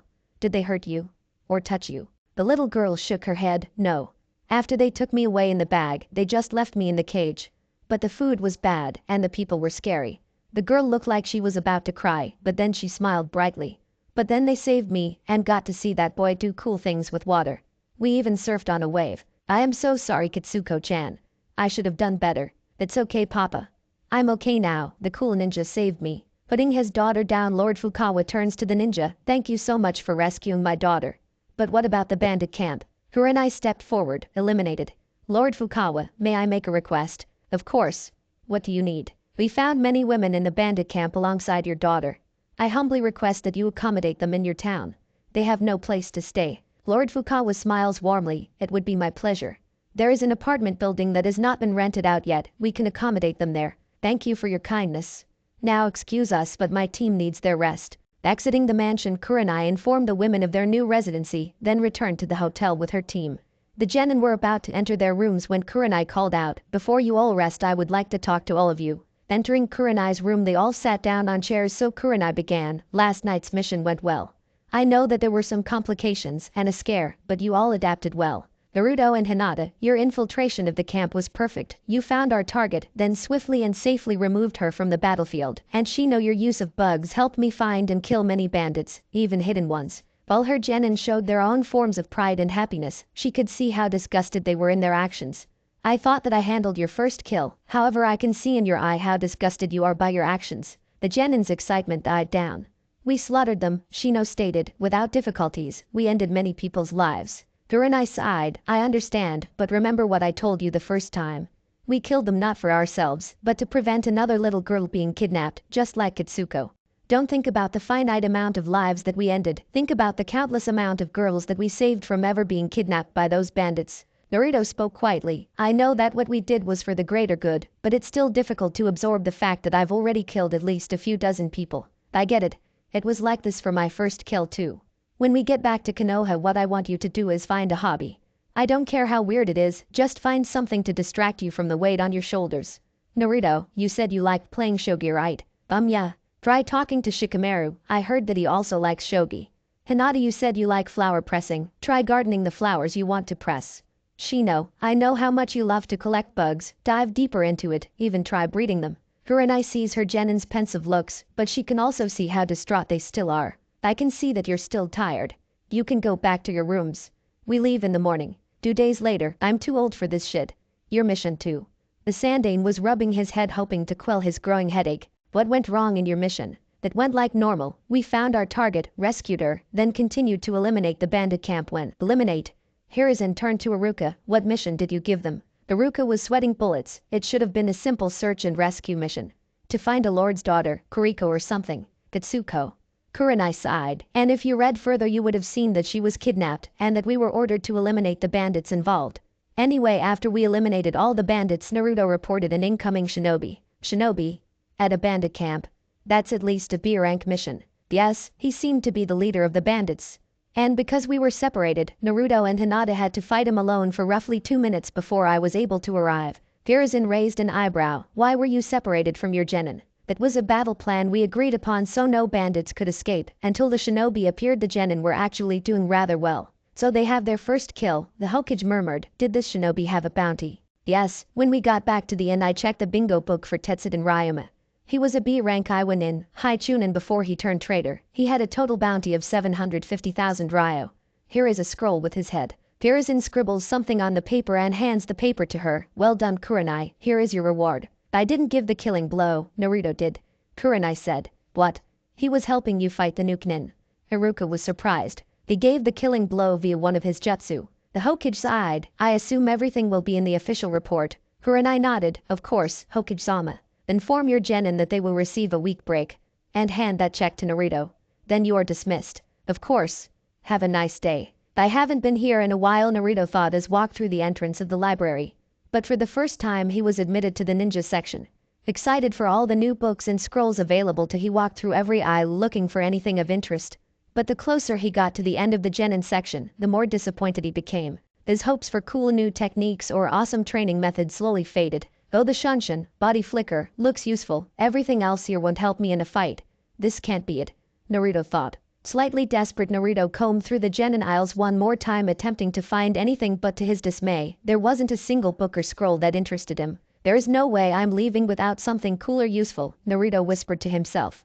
Naruto walked over to the chunin section to try and find something better, but just as he was about to look through the first aisle, he felt a hand gripping his shoulder. Looking up he saw a jonin wearing a bandana with mid-length brown hair and brown eyes, and a senbon sticking out of his mouth. Look kid, I know you're eager to learn some cool new jutsu and stuff, but you gotta learn the basics before you do anything more advanced. That's why anything you are probably looking for is here in the chunin section. You'll get here eventually, the man said. Oh, come on, Naruto pouted. I already know kunai balancing and my chakra affinity. Besides, the best thing I could find in the genin section was the Shunshin. The man sucked in a breath. Wow, that's kinda bad. But after mulling it over, the man continued. If you know kunai balancing, I guess you'll be fine. Just don't get in over your head with high-level jutsus. Just start small and build yourself up. Thanks, mister. Naruto smiled and walked back into the aisle. It didn't even take a minute before he found something that truly interested him. Applications of chakra affinities. Pulling the book off of the shelf, he sat on the floor to read a snippet. There are 5 chakra affinities: fire, water, earth, lightning, and wind. To become a jonin, mastery of 2 affinities is required. And while the main purpose to master affinities is to make learning jutsu easier, each affinity has a purpose beyond the accumulation of jutsu. To find these purposes, skip to the page of your affinity. Lightning page, 49. Naruto flips to said page. Lightning chakra when flowing through one's body can be used to increase speed, reflexes, and in extreme cases, as seen in the Raikage's Raiten no Yoroi, can be used as strong armor. However, this can be very dangerous because lack of control over the flow of the lightning chakra can lead to electrocution. To avoid this, users should learn chakra flow techniques. Snapping the book shut, Naruto jumps up to find a book on chakra flow. And after reading a snippet of that book too, Naruto begins to look for jutsu, Doten. Doryuso. Not my affinity raten. Rakurai. I'll take it Suiton. Suiton. Kurenai-sensei is already teaching me this. Naruto had been searching for 15 minutes looking for jutsu that interested him, though most of the jutsu in the library were fire jutsu. But suddenly Naruto paused. Wait, I should find something for Hinata. Began Naruto searched the shelves looking for something that Hinata might like to learn. It took him a minute, but finally Naruto found it. Something that Hinata would love. 1 hour later, I'm home, Hinata-chan. I was at the library and I found a jutsu that you would love. Really? Hinata asks. Yup. Well, I had to check the Chunin section to find it, but here it is. Naruto hands her a scroll. Hinata opens it up. The Shosen Jutsu. Mystical palm technique. Yeah. I know you make those ointments for healing, so I thought you would love to learn some real Iryo ninjutsu. Thank you so much, Naruto-kun, though I should tell you, Kurenai-sensei stopped by earlier. Oh, what did she need? Well, first was that we have a week break from team missions and training. Great. Naruto smiled. More time to learn the jutsus I found. And second, Hinata continued, was to drop this off. Hinata slid over a slip of paper. What's this?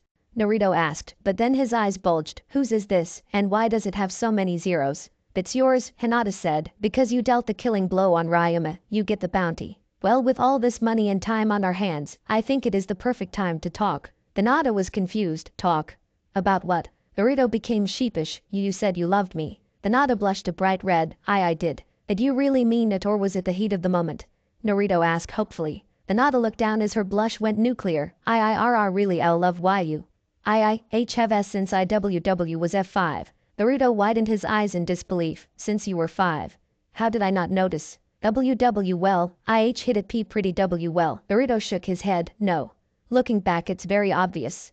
Hinata somehow blushed brighter in embarrassment, but Naruto still asked, why didn't you tell me? Hinata's blush faded into a reminiscent smile. UW were always S shining so B brightly. Always S smiling and always T trying your B best, ever so C confident, no matter what you F face.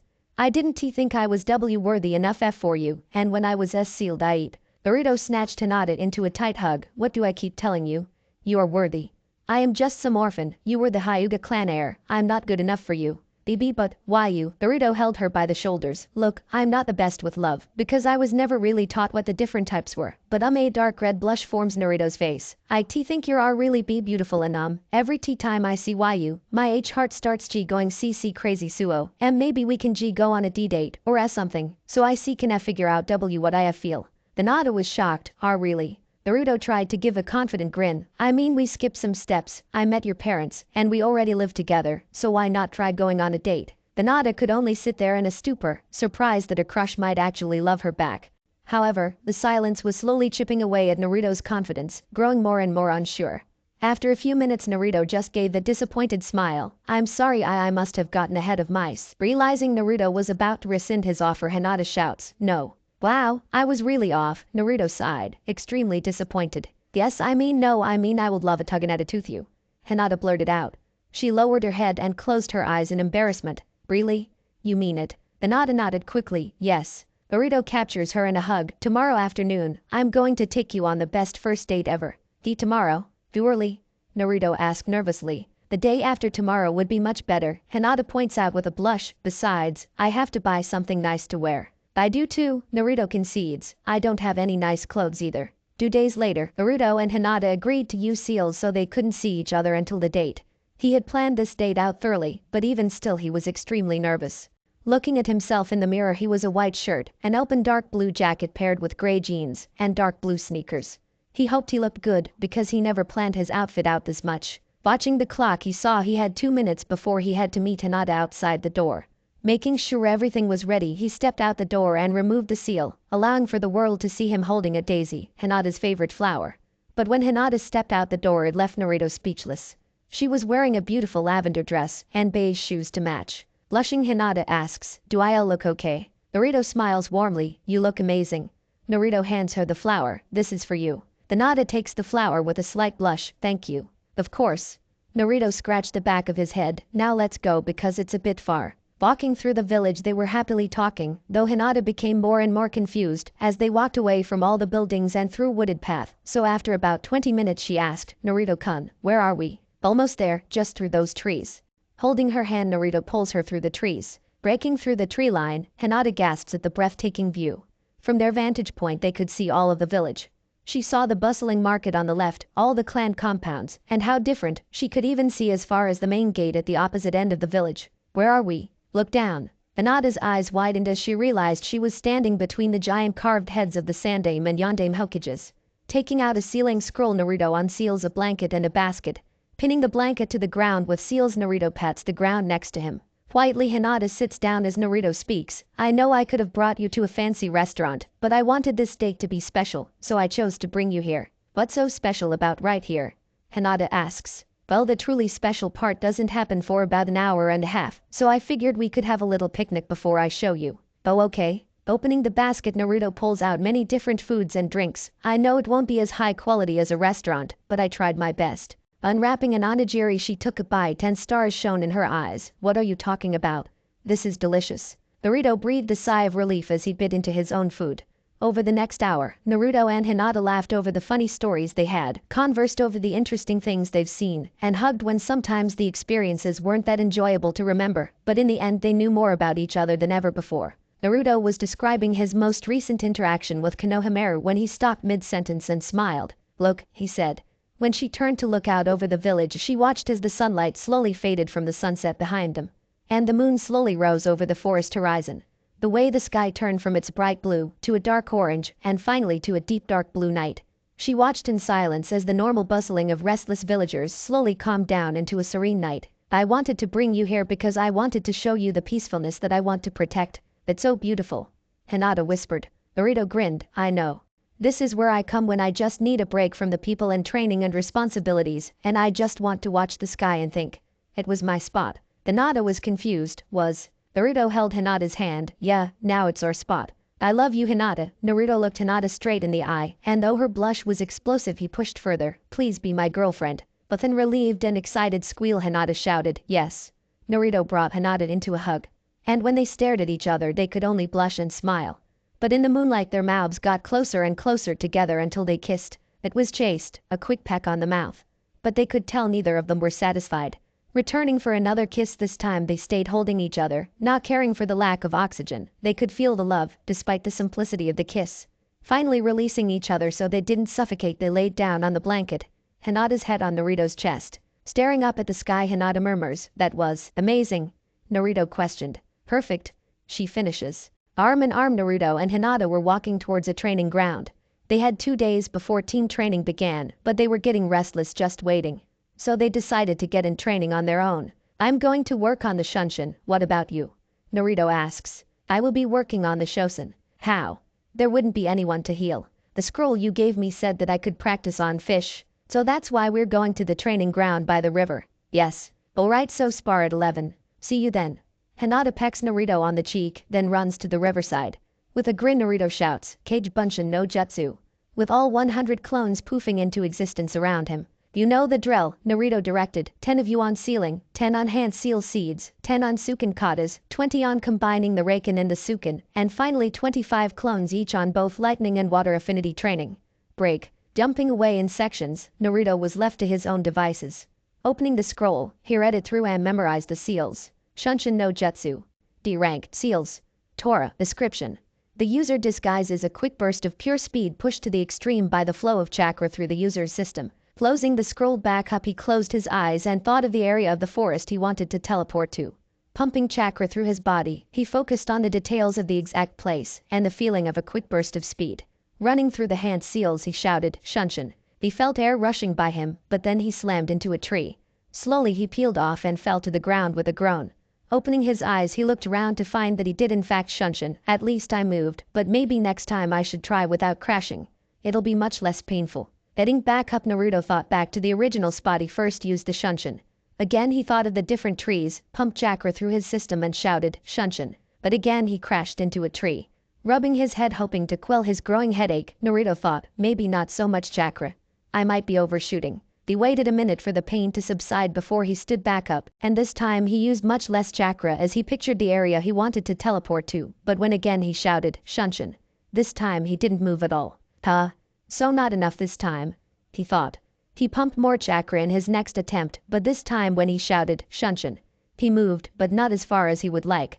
Over and over again he attempted to use the Shunshin without, but every time he adjusted his chakra for a new attempt it never worked out. After 15 minutes of constant trial and error he flooded his system in chakra in rage and screamed, "Shunshin." Instantly he appeared exactly where he wanted, but he retained all of his momentum, and in an instant all the anger vanished and turned into fear.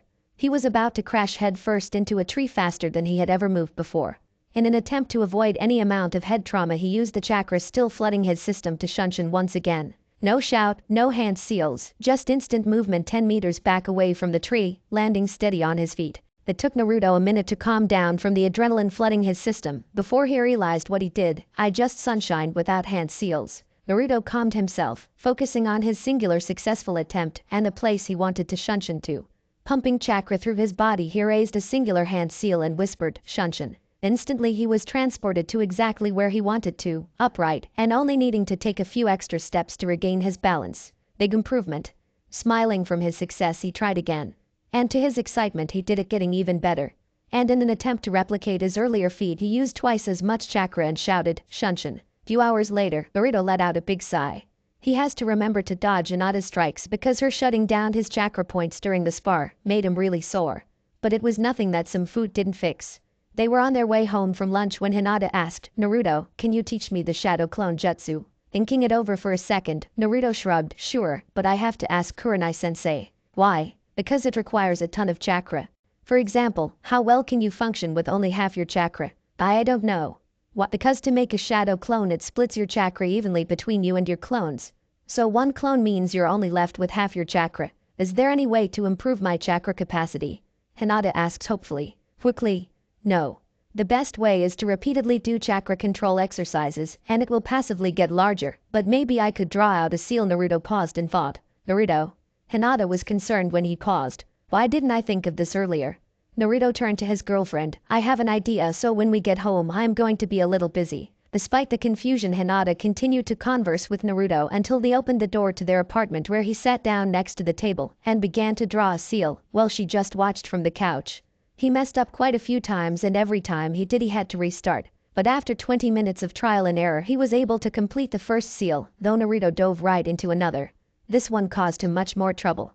Every few minutes he threw away the seal paper and restarted. She had fallen asleep when she heard a shout. Finally, "I'm done." Walking up she saw that the sun was rising.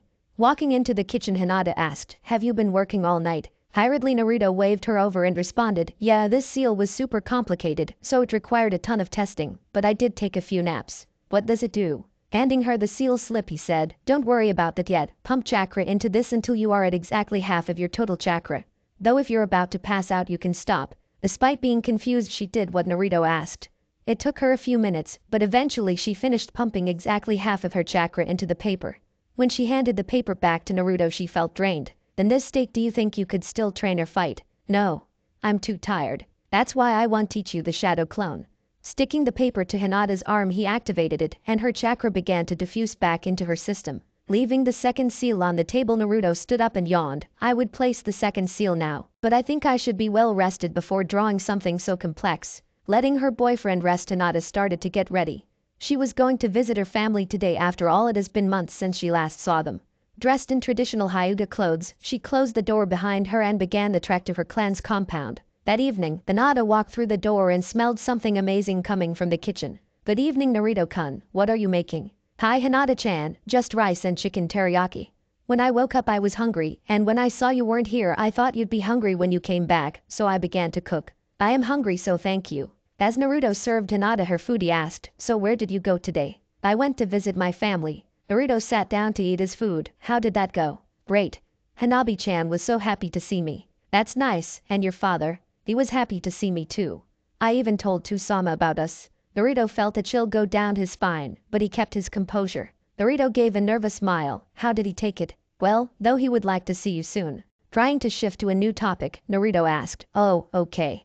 By the way, should I explain to you the seal I want to place?" "Yes please." Okay, the seal has two main parts. The cuff and the storage chain. I designed the cuff based on a chakra restriction seal, but reworked it so that it would drain half your chakra. The cuff also contains a regulator so that you can retain half your chakra and for it to increase as your capacity increases as well. This should increase your reserves by tricking your body into believing that it's not producing enough chakra, thus forcing your body to develop larger coils. Slightly nervous, Hinata asked, "Is it safe?" Without a doubt, however, the second part, the storage chain, goes down your forearm. All the chakra being drained from your system has to go somewhere, so I figured that in a battle situation, you should be able to release the seal and regain your full reserves. So the storage chain is to store all the chakra being drained by the cuff, so that if in battle you run low on chakra, you may refill your reserves. How fast would this improve my chakra capacity? Scratching his chin, Naruto attempted to do the math. Well, the larger your reserves are, the less effective the seal will be, so your current reserves should be doubled within 2 months give or take, and tripled in 6. Finishing up her food, Hinata asks, "When will you place the seal?" "After dinner if you want." Hinata smiled, "The sooner the better." 1 month after teammates break from missions, the genin were waiting in training ground, confused and worried, because for the first time, their sensei was late. "Do you think Kurenai-sensei is okay?" Hinata asked. "Oh, she's fine. She probably woke up late or something. Actually, it is more probable that she is being held back by some sort of interaction." Shino pushed up his glasses. "Yeah, that might be it too." They continued talking over it until in a swirl of leaves Kurenai appeared. "I'm sorry I'm late. I had a meeting and it ran long," she sighed. "That's okay," Hinata replied. "Actually, the meeting concerned you all. I have nominated you all to participate in the upcoming Chunin exams." Kurenai handed out some papers. Naruto grinned. "Awesome.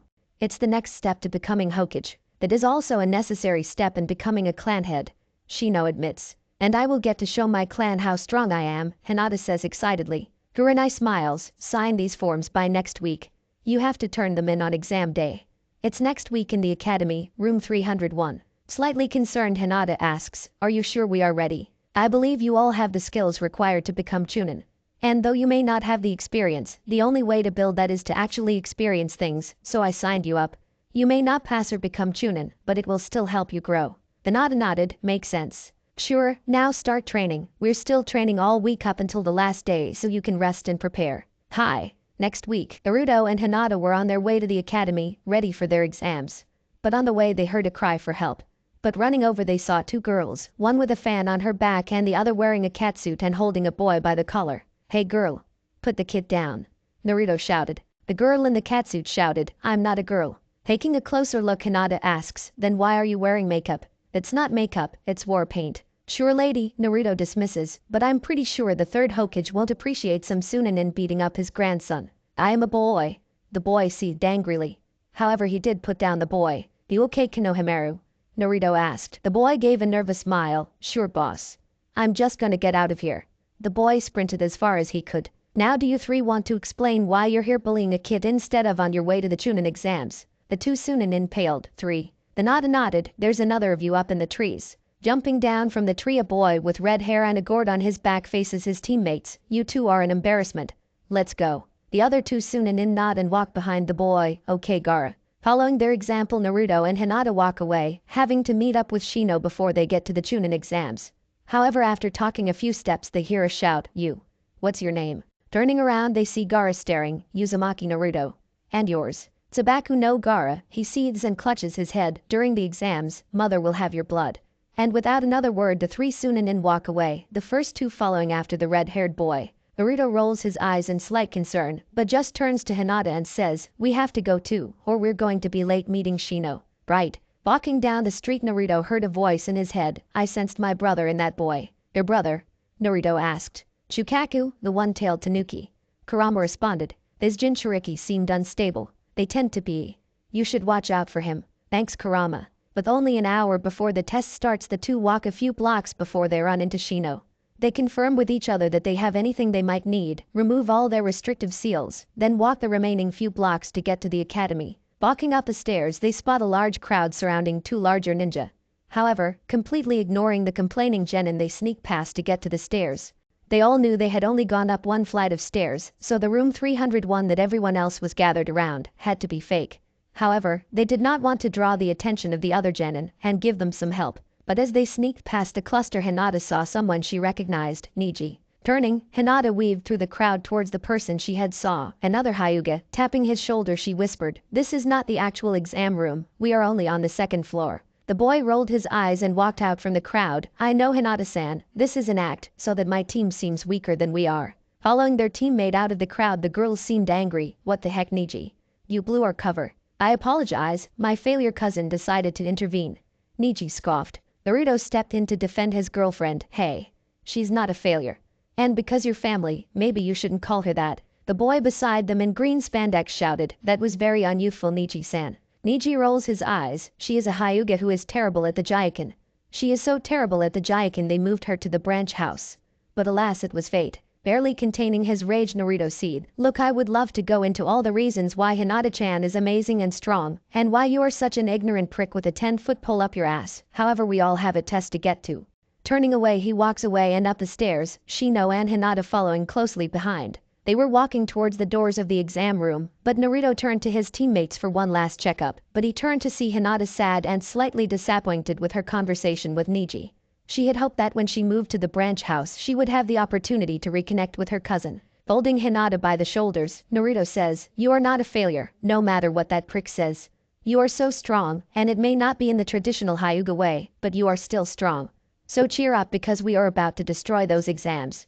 Because me, you, and Shino are the strongest genin here." Hinata gives a light smile. "You are really good at motivational speeches." Naruto gives a light peck on Hinata's forehead. "I try. Now let's get in there and kick some butt." Turning to Shino, they nod to each other and confidently walk through the double doors. Inside they saw over 100 genin from a multitude of different villages, and yet teammate kept their confident looks. However, they still didn't want to gather too much attention, so they walked to the side. They had been waiting for roughly 30 minutes for the test to start when they heard the screech of, "Sasuke-kun, you're here." Looking over, teammates saw Yamanaka Ino and Haruno Sakura doing everything they could to draw the attention of their beloved Ichez Sasuke. However, they were simultaneously drawing the attention of everyone else in the room. Hinata was about to walk over and say hello when Naruto held her back by the shoulder. She looked at him confused, but he just shook his head, and Shino spoke up, "It is beneficial for us to draw the least amount of attention." Understanding her teammate's point, she stood back next to Naruto, just leaning on his shoulder, but, unfortunately for them, Kiba spotted them. He waved and shouted, "Hey Hinata, you're here too." Naruto instantly palmed his face, and while Shino's expression made no major change, he was just as upset. Hinata began to get a little nervous, now that she was the center of attention. "Hello, Kiba-san." As teammate walks towards their former classmates, one of them drones, "So all the rookies are here. How troublesome." Again Naruto palms his forehead again, and Shino's eyebrows begin to twitch. "You know, Shikamaru, for a Naruto you make some dumb decisions. Maybe this is how I manage to keep putting you in a stalemate when we play shogi." Shikamaru rolls his eyes. "No, your troublesome strategies are just too hard to predict and counter. Besides, I didn't say anything dumb." To this, Ino and Choji looked shocked. Not even their sensei managed to get Shikamaru to stalemate. "Actually you did." The rookie 9 quickly turned to the new voice. It was a young man roughly in his late teens, a Konohanin. He had gray hair, circle glasses, and black eyes. He wore a purple outfit with bandages tied around his waist. "You informed every other competitor here that you all are rookie genin, making you a target for all of them," the man said. "Troublesome, I knew I shouldn't have come." "Why are you telling us this?" Shikamaru asks. The Budo gives a kind smile. "Seeing as we are fellow Konohanin, and that you have all been given such a disadvantage." The rookie 9 glared at Shikamaru at this. "I feel it is my responsibility to at least give you some advice." The Budo takes out a stack of cards from his kunai pouch and says, "These are my ninja info cards. They have information stored on every shinobi here for the exams. If there is anyone you would want information on, I will provide it." "Broccoli of Konoha," Sasuke spoke up. Naruto follows with, "Sabaku no Gara." "Oh, that's no fun, you already know their names." Kabuto fake pouts as he swipes 2 cards from his deck. "Well, first is Rock Lee. He is a genin who is about a year older than all of you. He is a part of Team Guy with teammates Hyuga Niji and Higurashi Tenten, led by Mito Guy. His Taijutsu has improved explosively over the past year since becoming a genin, however all of his other attributes are atrocious, his ninjutsu being especially bad. He has 20 D ranks and 11 C rank missions on his record." The image on the card displayed an image of Rock Lee. It had been the boy in the green spandex they had met earlier. Off to the side, Sasuke seemed to be deep in thought. Inserting chakra into the second card, Kabuto continues talking. "Sabaku no Gara is from Sunagakur, a fresh genin just like you. His abilities are all completely unknown, but what's surprising is that he comes back from all of his missions, 8 C ranks and even a B rank, without a scratch. While most of the rookie 9 adopted looks of complete disbelief, Naruto squinted in suspicion. But after Kabuto put the cards away, Kabuto asked, "Is there any other information you might need?" Naruto was about to ask a question when a voice boomed, "Welcome Genin to the first test of the Genin exams. Please turn in your exam forms at the front to receive your seat number." Looking around, they saw Konoha Chunins and Jonins along the walls of the room. It took some time, but after about 10 minutes every Genin had received their seat number. Soon after, the Konohanin along the wall began to distribute a paper as a man at the front began to explain, "My name is Marino Ibiki, and the first test of the Chunin exams is a written evaluation. There are 9 questions, however you will receive a 10th at the 45-minute mark. Each question is worth 1 point, and each team needs 20 to pass. However, if even one teammate gets 0 points, the entire team fails. If at any point you are caught cheating, 2 points will be deducted from your score. Therefore, if you are caught 5 times, you and your team immediately fails. You have 45 minutes until the final question. You may begin." Everyone flipped over the question. And slowly Naruto's confidence in his own intelligence slowly dimmed. The first question was calculus, the second was advanced physics, and the third was a cryptogram. Each question was more and more complicated than the last. This can't be it. I don't know how to answer any of these, Naruto thought. He was going to look around when he thought, wait, I can't cheat or I'll. In that instant Naruto came to a realization, I have to cheat. That's why we only lose 2 points every time they catch us cheating. First step, finding who to cheat off of. Discreetly looking around, he tried finding someone who would give him the correct answers. It took Naruto a minute, but eventually he found someone who was filling out the exam way too quickly for a supposedly struggling Genin. But what clued him in was what seemed to be an imprint of a flak jacket on the Genin's shirt. Next, Naruto flipped over his paper, infused his pen with chakra, then began to draw all over the back of it. He was drawing when suddenly a kunai whizzed past his ear. "Examinee 79, you have been caught cheating, therefore you and your teammates have failed.